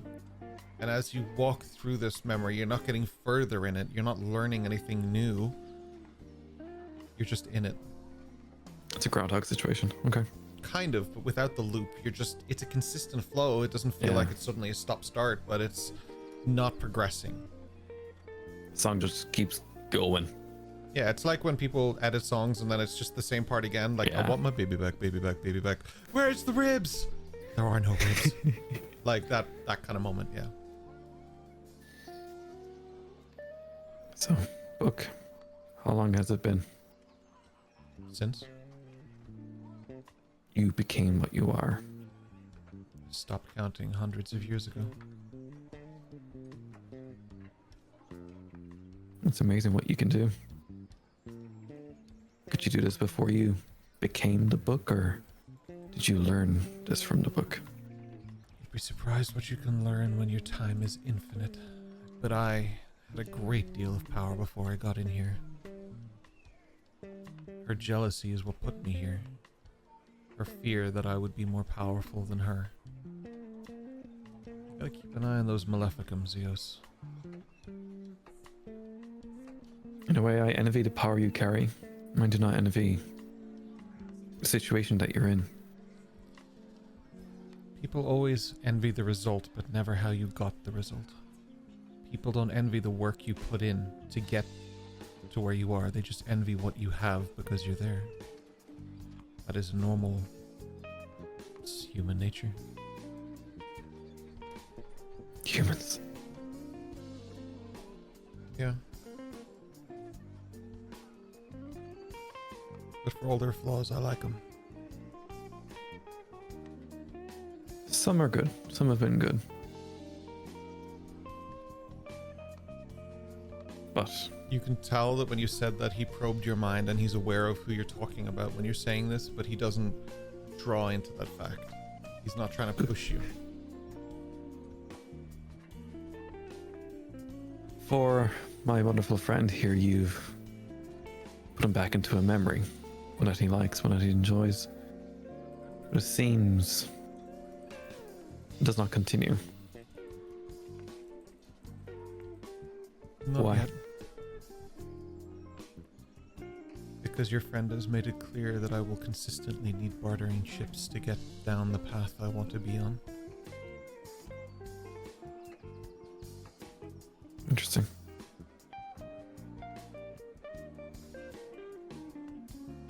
At Was this he the point, first to touch you in such a long time? It's been a while.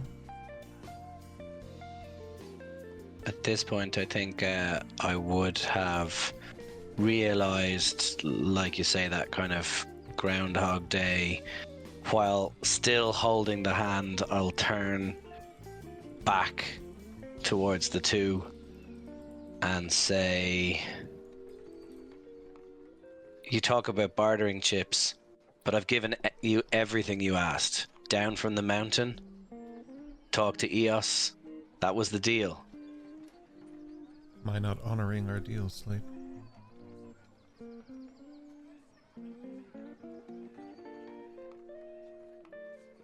Somewhat. So far, I think you're getting more than I am.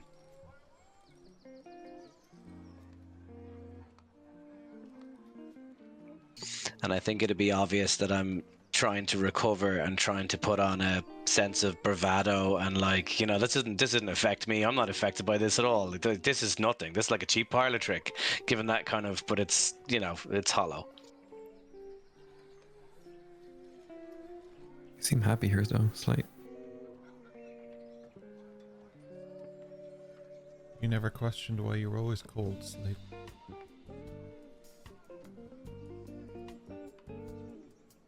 This is the first time you felt the warmth of home. In a long time.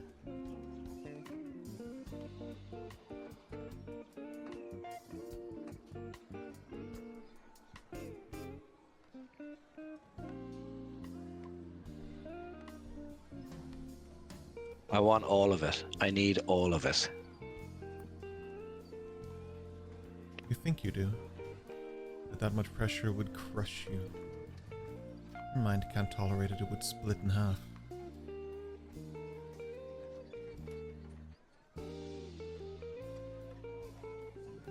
Without thinking about it, I'm gonna close the distance between him and I, and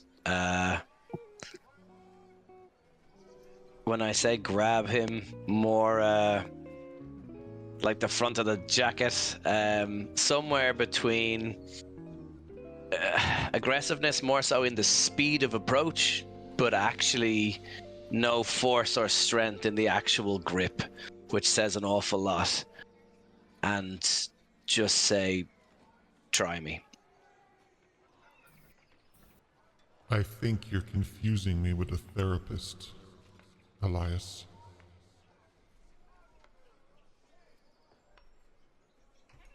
There's a small tingle in your fingertips. There's just something reminding you of his power. He's not hurting you, but he's reminding you exactly who you're touching. So I let go. And then I just say again, more. I'd heed caution to the words he said, Slate. A jar can only be so full. More. The dams for the lakes will overspill. More.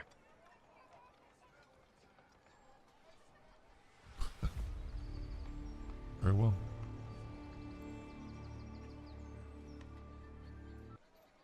Please don't hurt him, Buck.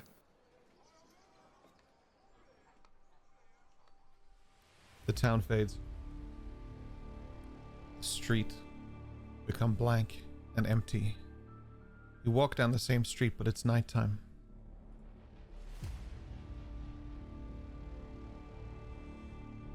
As you're walking, you step forward and stop.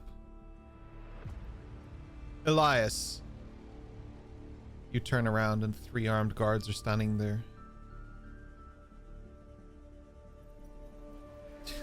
Did you think you just wouldn't get caught? Or did you just not give a shit? I instantly look down at my hands because a moment ago I was a child and my mother was here to see who or what I am in this moment. A full-grown man in robes that look like they're from Palperoth. You're in full garb, but you're trembling. That might confuse you slightly more, or surprise you. With the feeling of the trembling, the adrenaline, the fear, the mix that's going on, do I,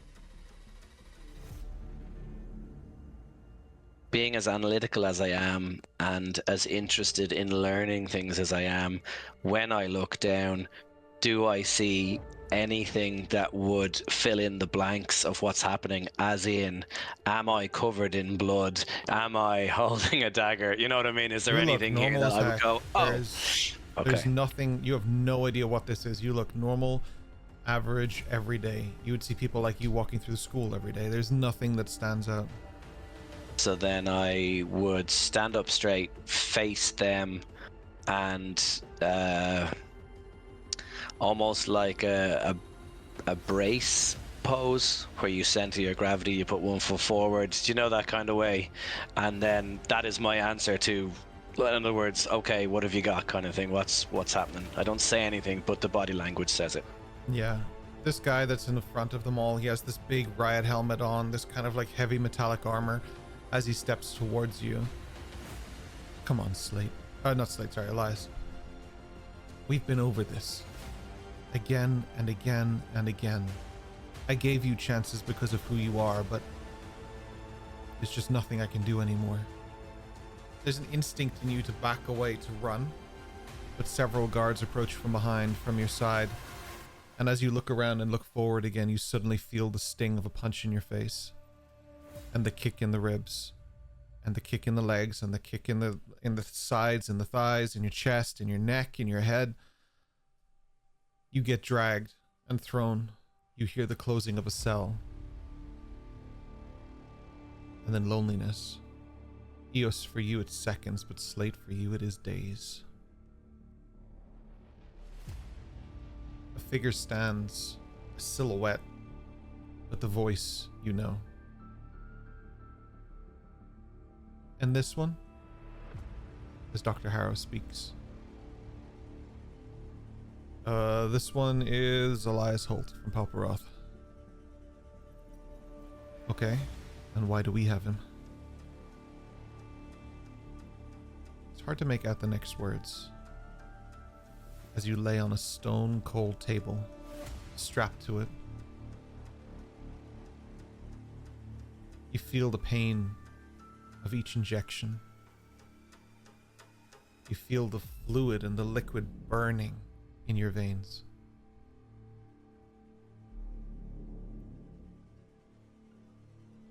And this takes you all the way up to your first memory.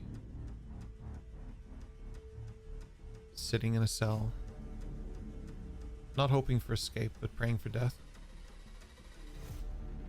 But instead, opportunity finds you.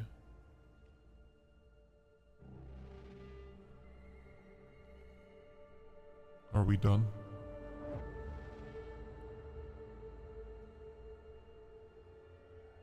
There's more. There's got to be. Oh, there's so much more. But now the scales have tipped. And I would argue that you both owe me. Call it a courtesy. You did nothing for me. What do I owe you? I imparted wisdom and knowledge. And it'll make a lot more sense in the moons to come. Look, you showed my friend suffering.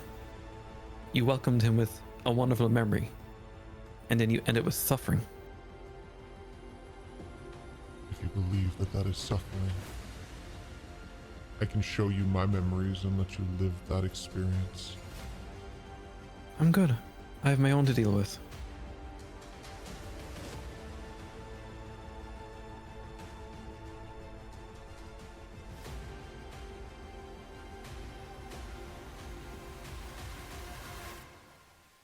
End me, and the suffering ends with it. How? You're clearly not a normal book. I can't just tear you up, recycle you. I can't just dig off the back and burn you.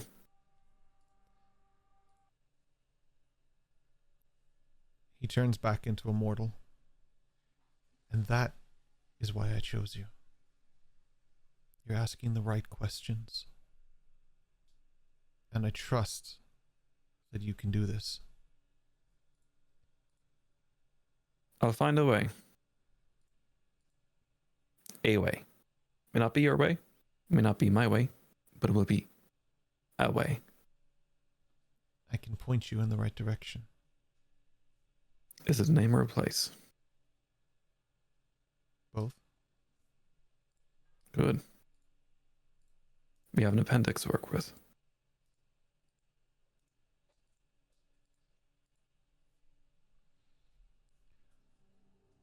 What do you know,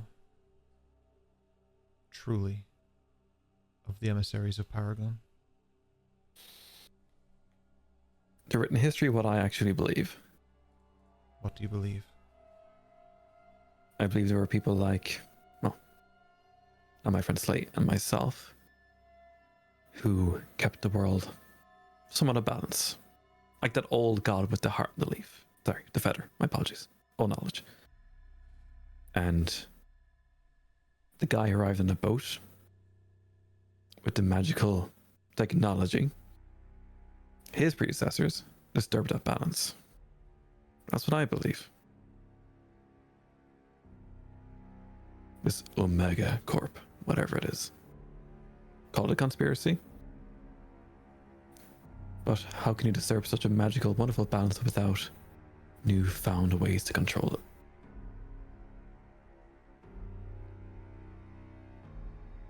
He is scratching an itch, awfully close to my own.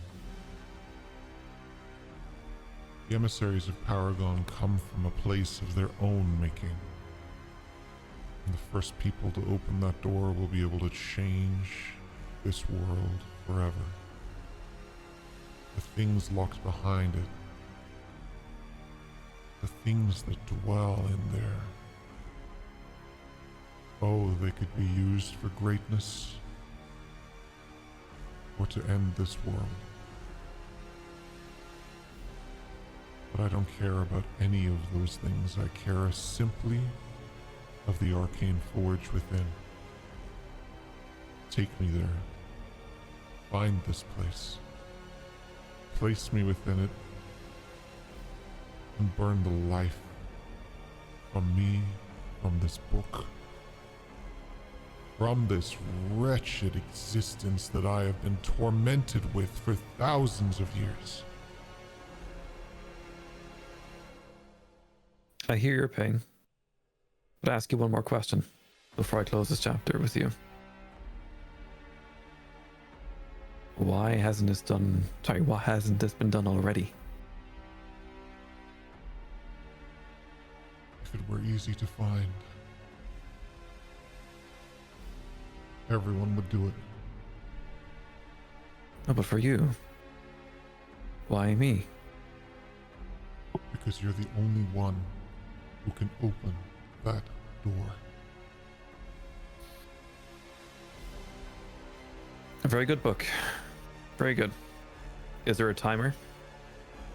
Or can we go at our ease? The sooner the better. Okay. Can you Having close this heard with one more nice memory for my friend?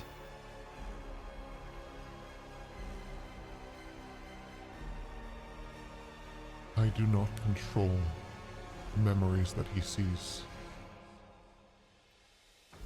He's in incredible pressure and strain. He chooses what to look at. Okay. having heard this part of the conversation about the arcane forge and, you know, the continuance of him longing for death, but the longer we talk, the more I feel I believe it. But actually, the fact that I believe it is because I'm actually listening to them talk. And it's one of the first times I'm coming out of my own selfishness in this moment. And with that, I'm going to turn to Vathros and say, if you've been alone for so long, and now you're longing for death, and we're on a journey to that place, but we don't know how long it's going to take, but it looks like we're taking it together. Have you got a bucket list?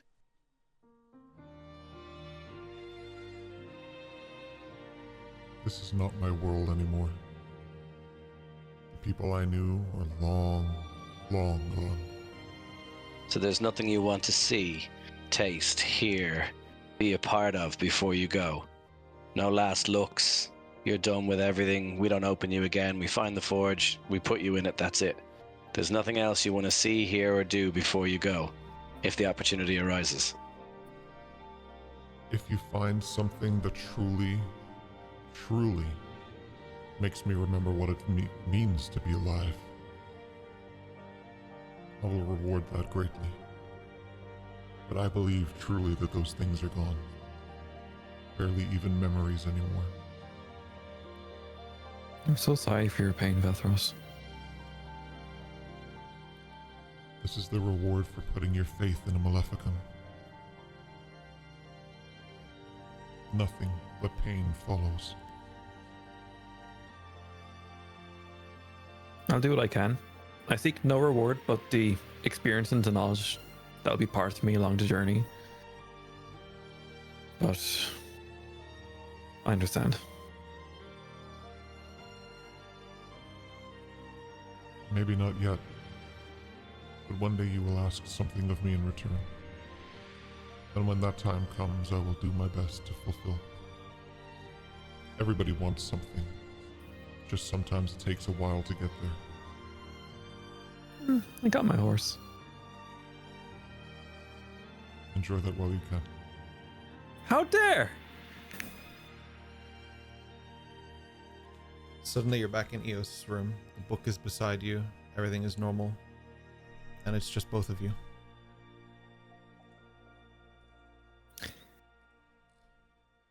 So yeah. Quite a book slate. We're gonna have to keep that quiet for a while, I think. I nod, just quietly nod, and I put my hand on the teacup to see if it's still warm, to try and gauge how long that's taken. Was that a couple of seconds? It's still, boiling hot. No, It's that's just been really poured. cold. Or Yeah. this is exactly what I'm going for. And then on touching the teacup, I'm gonna push it over towards Eos to gesture for her to touch it as well. So I'm saying everything without saying it, just by pushing it forward and gesturing for her to touch the mug. Oh. Was it different for you previously with the book, or? This time hurt, but in a totally different way. Jeez. I didn't know what to expect. When you told me it was a book, I thought it was going to be some kind of a lovely story thing, but no. Wow. What do you think? What's your instinct say?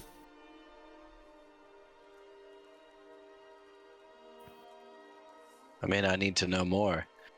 There's a lot I don't know. And you probably, as of right now, know as much, if not more than most. And I'd appreciate if you kept that to yourself. Absolutely. I don't know of anyone apart from my mother who would I express that information to. Genuinely.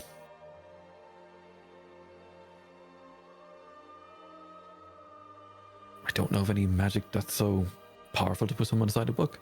Or there's jars, things like that, but not a book.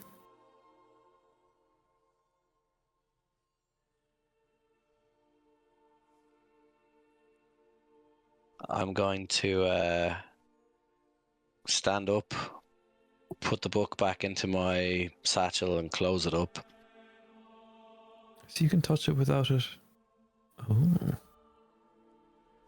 And then I'm going to walk towards the stairs, and as I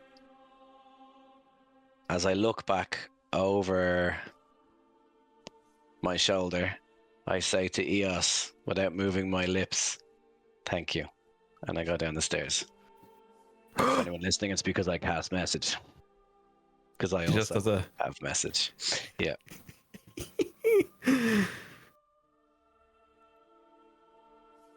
Wow. As the night pushes forward, go ahead. I was just gonna say, then I got to just go straight down to my room, absolutely exhausted. Gotta take a bath in onsen. As the night pushes forward and the moon creeps over the school, each of you getting rest in your different places. Dash, it takes you a little longer to sleep because this is the first night that Lissa's back. You know she's safe. And you feel happy that it's okay. That could have gone a lot worse. You're content. Hatsu, you rest and look over at the door, knowing that Boreal is beside you, safe. You always rest easy. You're very disciplined. You can force yourself to trance and to remove that trance, but there's a little bit more calm in it today than there was in the last few weeks, knowing that he is all right. And Madriana, you rest in your tree. You look at the bird. Not just a familiar or a friend, but a representation of the beautiful power that you're able to explore, and you seem quite adept at it. You seem to be taking to it quite well. And that brings you peace. Slate, you could be burdened by the memories of what you saw. You could be burdened by the trauma you just went through, but instead, your dreams are just filled of holding a hand and smelling that perfume. And for the first night in a long time, you feel like yourself. Westland, you just look at the tree, pissed off, scorned to shit. You're like, fuck it, this fucking tree, man. Chicken is just sleeping outside the door. Like, this is some bullshit. I wouldn't shut the door on chicken. Even better. But Eos. For me as well, I'd say it's the first night that I slept in the bed in probably as long as I can remember. Nice touch. I like that. Bar the time that I drunkenly fell into it, which was a totally different thing. Yeah. And also, before I go into my trance, I say goodnight to Albie. Albie, nice. I like it. And Westland, you do eventually get to your trance. It's not a whole night of scorn. It is... I'm gonna scorn and trance. Like a Sith, you just rage with your trance and meditation. You don't know how to meditate, so it's just filled with hate. There used to be no tree there. I'm gonna go back to my memories of there not being a tree there. Looking back through... at like a spot with no tree. You're looking through paintings, old paintings of this region, looking for like any proof that this tree wasn't there. But you do get to rest, and you do get to trance, which is important because I want you guys to hit level 2, so you do get your trance. Eos. You dream a little bit different. You don't go to Palperoth in your head like Slate. You don't give a fuck that Lissa's here. You're happy about it, but who gives a shit? You didn't summon a bird today. Your brother isn't somehow through a wall. You're not mad about a tree existing in the forest. You have different dreams, beliefs. You're in a sanctuary beneath your mother's bookstore. Reading, happily thinking about life. You're not scared to be you. You're not scared of the power within you. You're not scared of what'll happen if you walk out that door, because who gives a shit? You sit there in the candlelight writing, you read, you take notes, you know upstairs your mother and Riker are safe.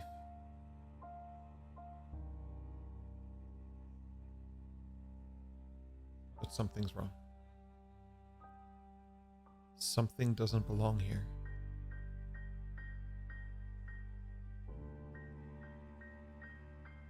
The time will come. One will fall. I can save him.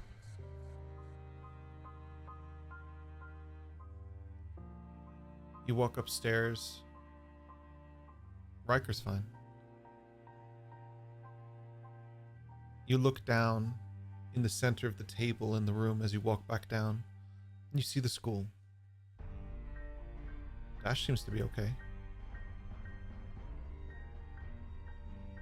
And Madriana's clearly fine. Slate's good. Hatsu's great. Where the fuck is Westland? You turn around and he's standing behind you. Westland, what would you like to say? What?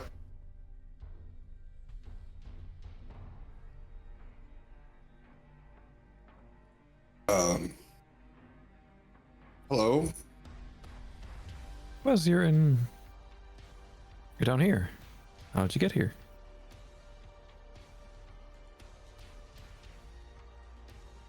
Where am I? Welcome to the Undercroft. Under the what? Undercroft.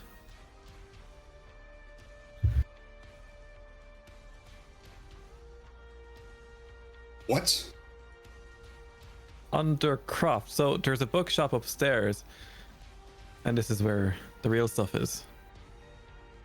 Is there a door or a window? You guys understand each other crystal clear. Which is an Language issue. is not a barrier. You can look for a door or a window or... Not in the Undercroft. There's a stairwell. both up the stairs. Okay, you're in a bookstore. I guess you probably hear him yelling, "What?" Yeah. I head upstairs, just following. Windows, door. Is there a windows, door? Here, for sure. Woods. If you look at the windows, you'll see a bustling town. Well, it wouldn't be bustling at this hour, to be fair, but a nice town.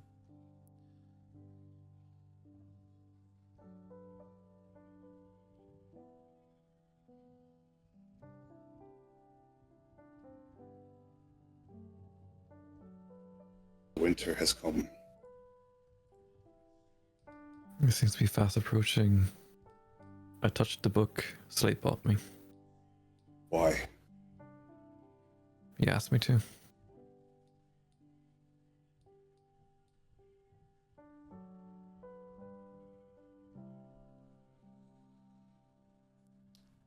What happens next is a little bit unusual for a dream. It's spring. Westland, you're young. Chicken is with you. Eos, you're there. And when you walk around the town and show him,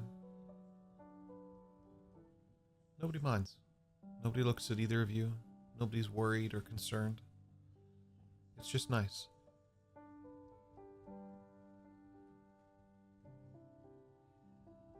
Spring.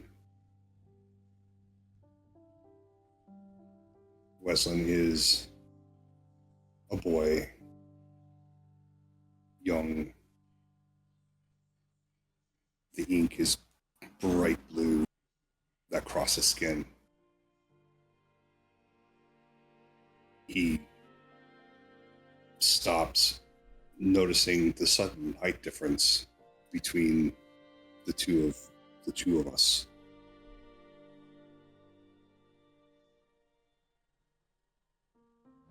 Every dream gets weirder, Eos. Yeah, this You're doesn't not- seem right. You're not supposed to be here. You're much younger than you were 20 seconds ago. Spring dreams are always like this. You speak of spring and winter. How long are your seasons, Wes?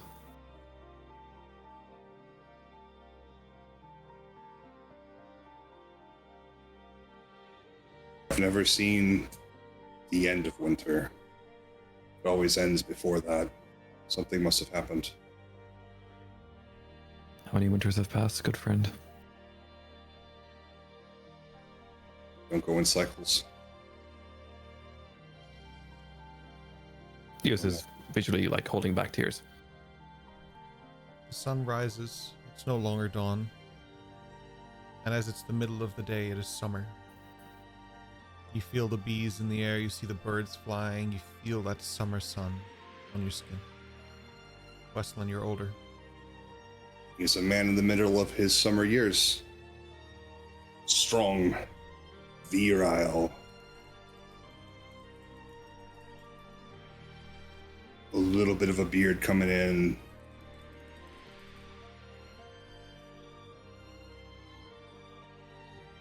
Guess this is where I went.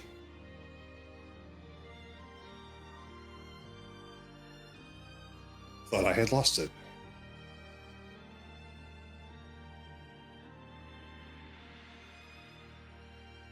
You're not really here, are you? I feel like I am. Or speaking like I am.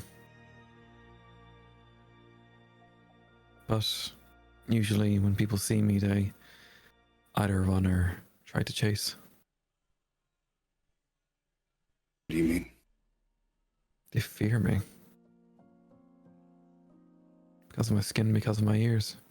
Because of these eyes that I can look at you with.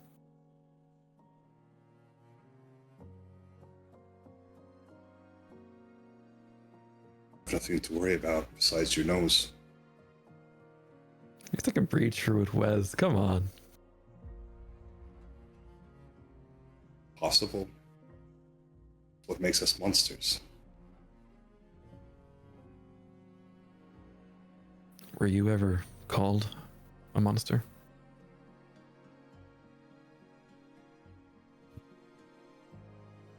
I was not a monster before, but I became one. On those words, the sun begins to set. It's autumn, and Westland is older yet again. Better slow down, buddy. Not much time. Eos, you must be careful.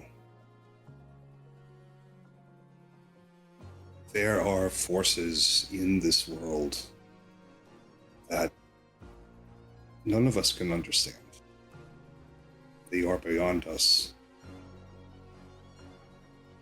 They move with a force of will that is far outside our own.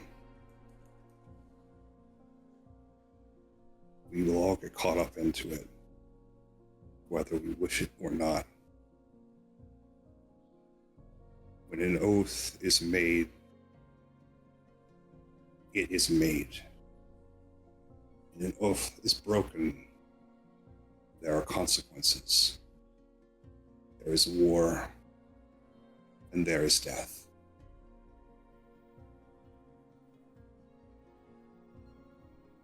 Muzzin, you've apparently encountered people like me before. Please tell me, is there a way that I can stop this clock that's running behind you?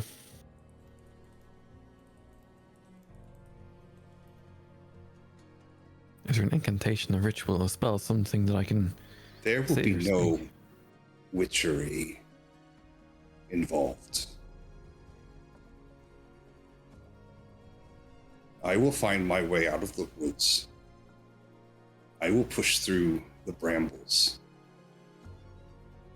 Not because some witch has parted the way for me.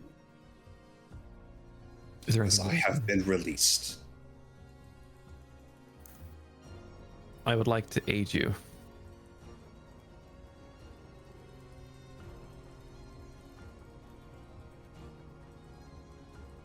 You must let the cycle turn.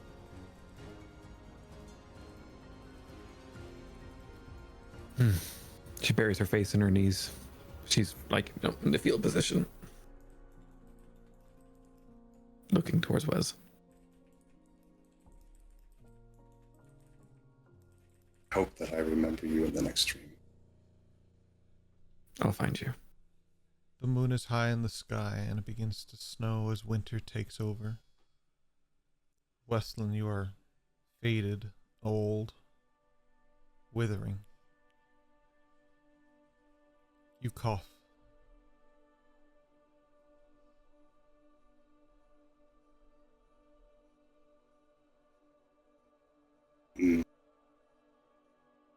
Being run through,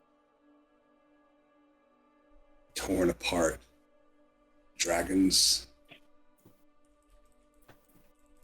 facing the oath breakers, endless fields, children.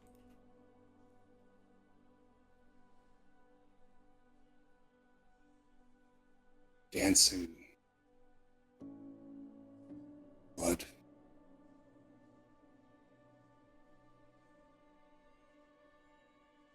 Something will grow after all of the carnage is over.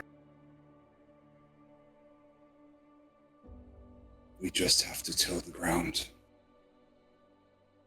Upon those words, Eos, you watch as Westland turns to dust and fades before you.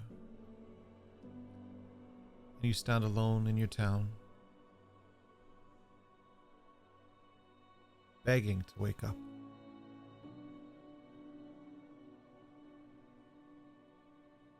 Okay, book. Close the page. You open your eyes and find that you said those words out loud, and you're back in your room. Dash, you're in your room. Madriana, you're in your room. Hatsu, you're in your room. Slate, you're in your room. Without knowing it, you all simultaneously wake up. Westlin, you too wake up, just in time to see the first fall of winter, as a single snow, just a tiny little flake lands in front of you. Time is short. Winter's here.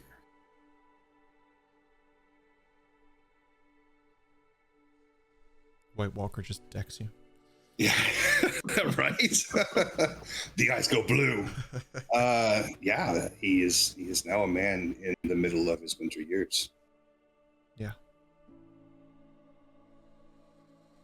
and with great pain stands to greet the snow.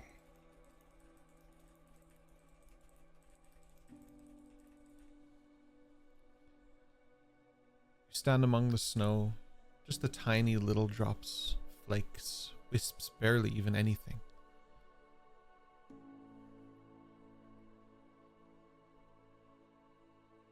Eos put it quite well without ever realizing it, but the pages are indeed turning as we reach the end of this book.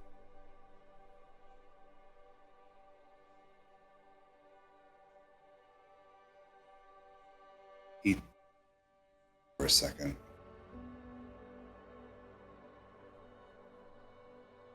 what? Tries to look back towards the school that rises above the canopy of the forest.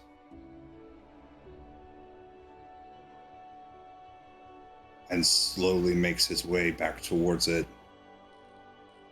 It's like a geriatric run, a pained shuffle. The arthritis is setting in rapidly.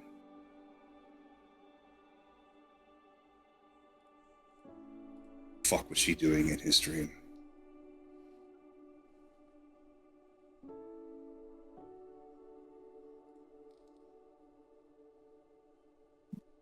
Passes through the edge of the forest, the tree line, stumbling a bit on the sand, looking backwards, wondering if somehow this time it will be different, but it's not.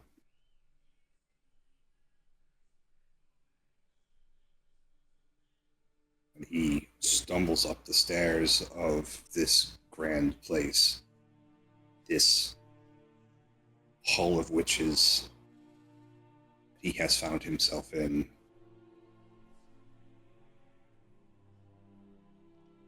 And with great effort, climbs the stairs to get into that common room.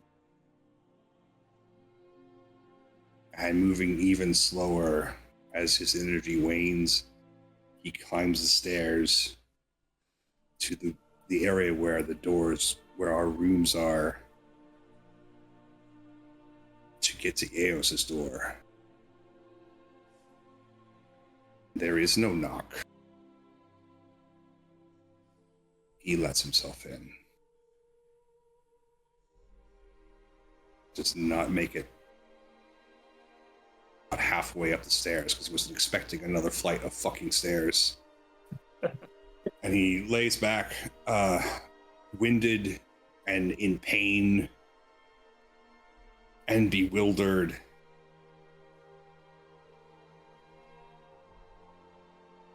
And I walk up behind him because I saw that he left and I was keeping an eye on him. And I hold my arm out for him to take so I can help him up the stairs. Gives you a long, like, grumpy old man look. It's begrudging. Wait till you find out you're walking out of a tree. She wouldn't expect anything less from Westland. Cantankerous. Chicken is with you too. Grown-ass man, he doesn't need help. But we'll take the support to finish this climb. It is slow going, though, at this stage. I wrap that one wing around the back just to keep him steady. Reaching the top,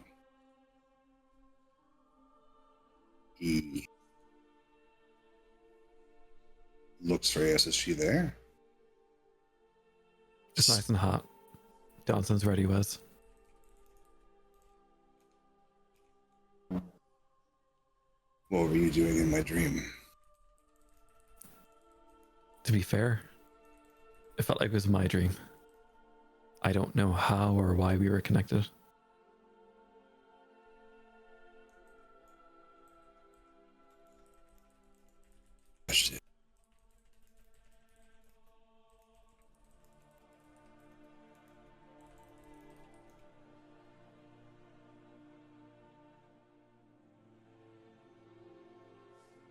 Madriana, my apologies.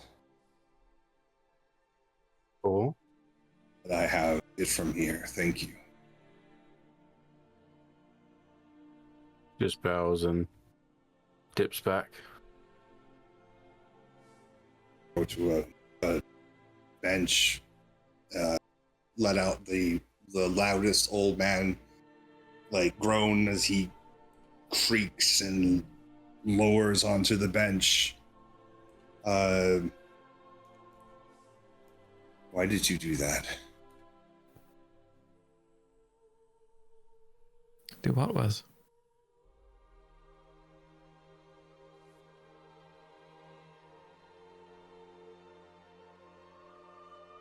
You said you did.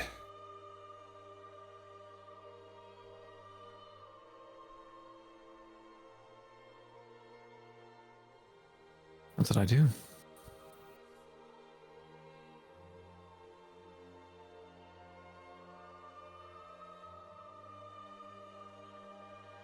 Do you have any tea? Oh, always. Get some a cup, warm it up in the hands, and a bit of matcha. He'll drink, lean up against the pillar. I think there's a pillar or something there. Have you looked up, Wes? It's amazing. He looks up.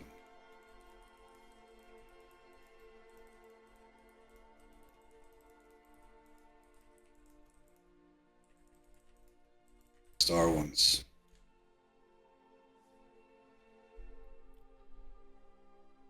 There's no time there. As you both lay drinking tea and sharing in a beautiful friendship, we're approaching the end of our session. How dare. So what happens next is just a little bit of, we'll call it a post-credit scene, as I join Hatsu just before we run out of time.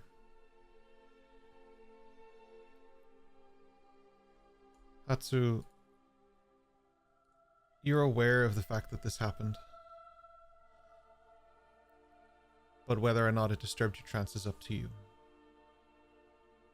But sitting in the corner of your room is Ayami. She couldn't find peace or comfort in the ward. She'd rather be somewhere she feels safe.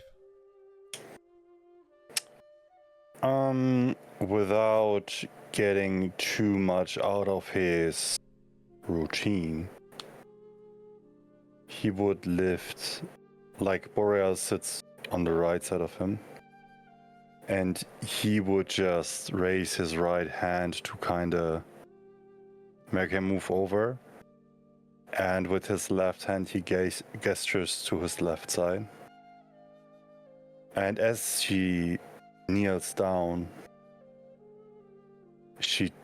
he turns a little back and puts his finger on the left shoulder on Boreal, and he just whispers, "We won. We're not separated, and you're always welcome home." And he goes back into his routine.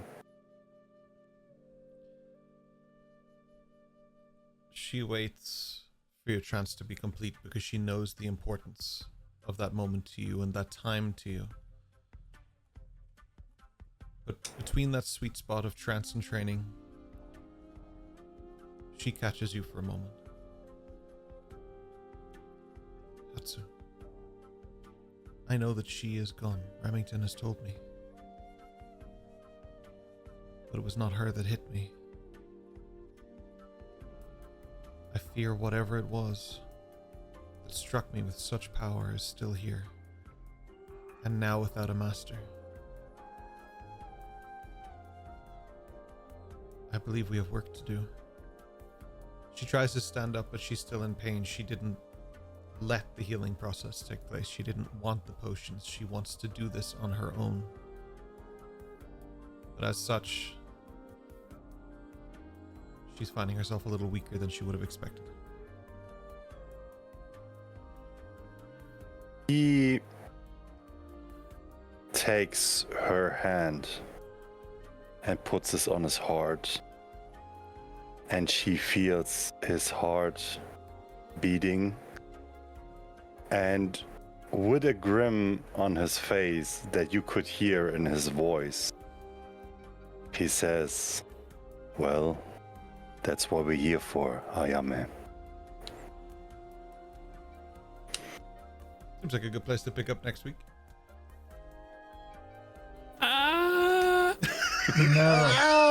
All the podcast listeners are going to get is just you in silence, and then you going, We're all doing the Wesleyan noise. Yeah, what? That's more like. That noise is going to get remixed into a song.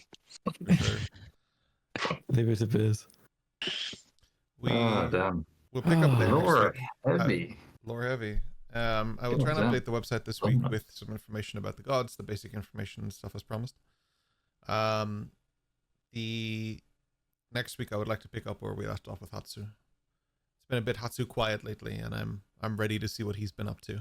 We need more Hatsu. Need more Hatsu. Yeah, as they would say, more. About half an hour. Let's go. More. Another hour. More. Another hour, absolutely. We'll kill Kian. That's his problem. Did someone say P45?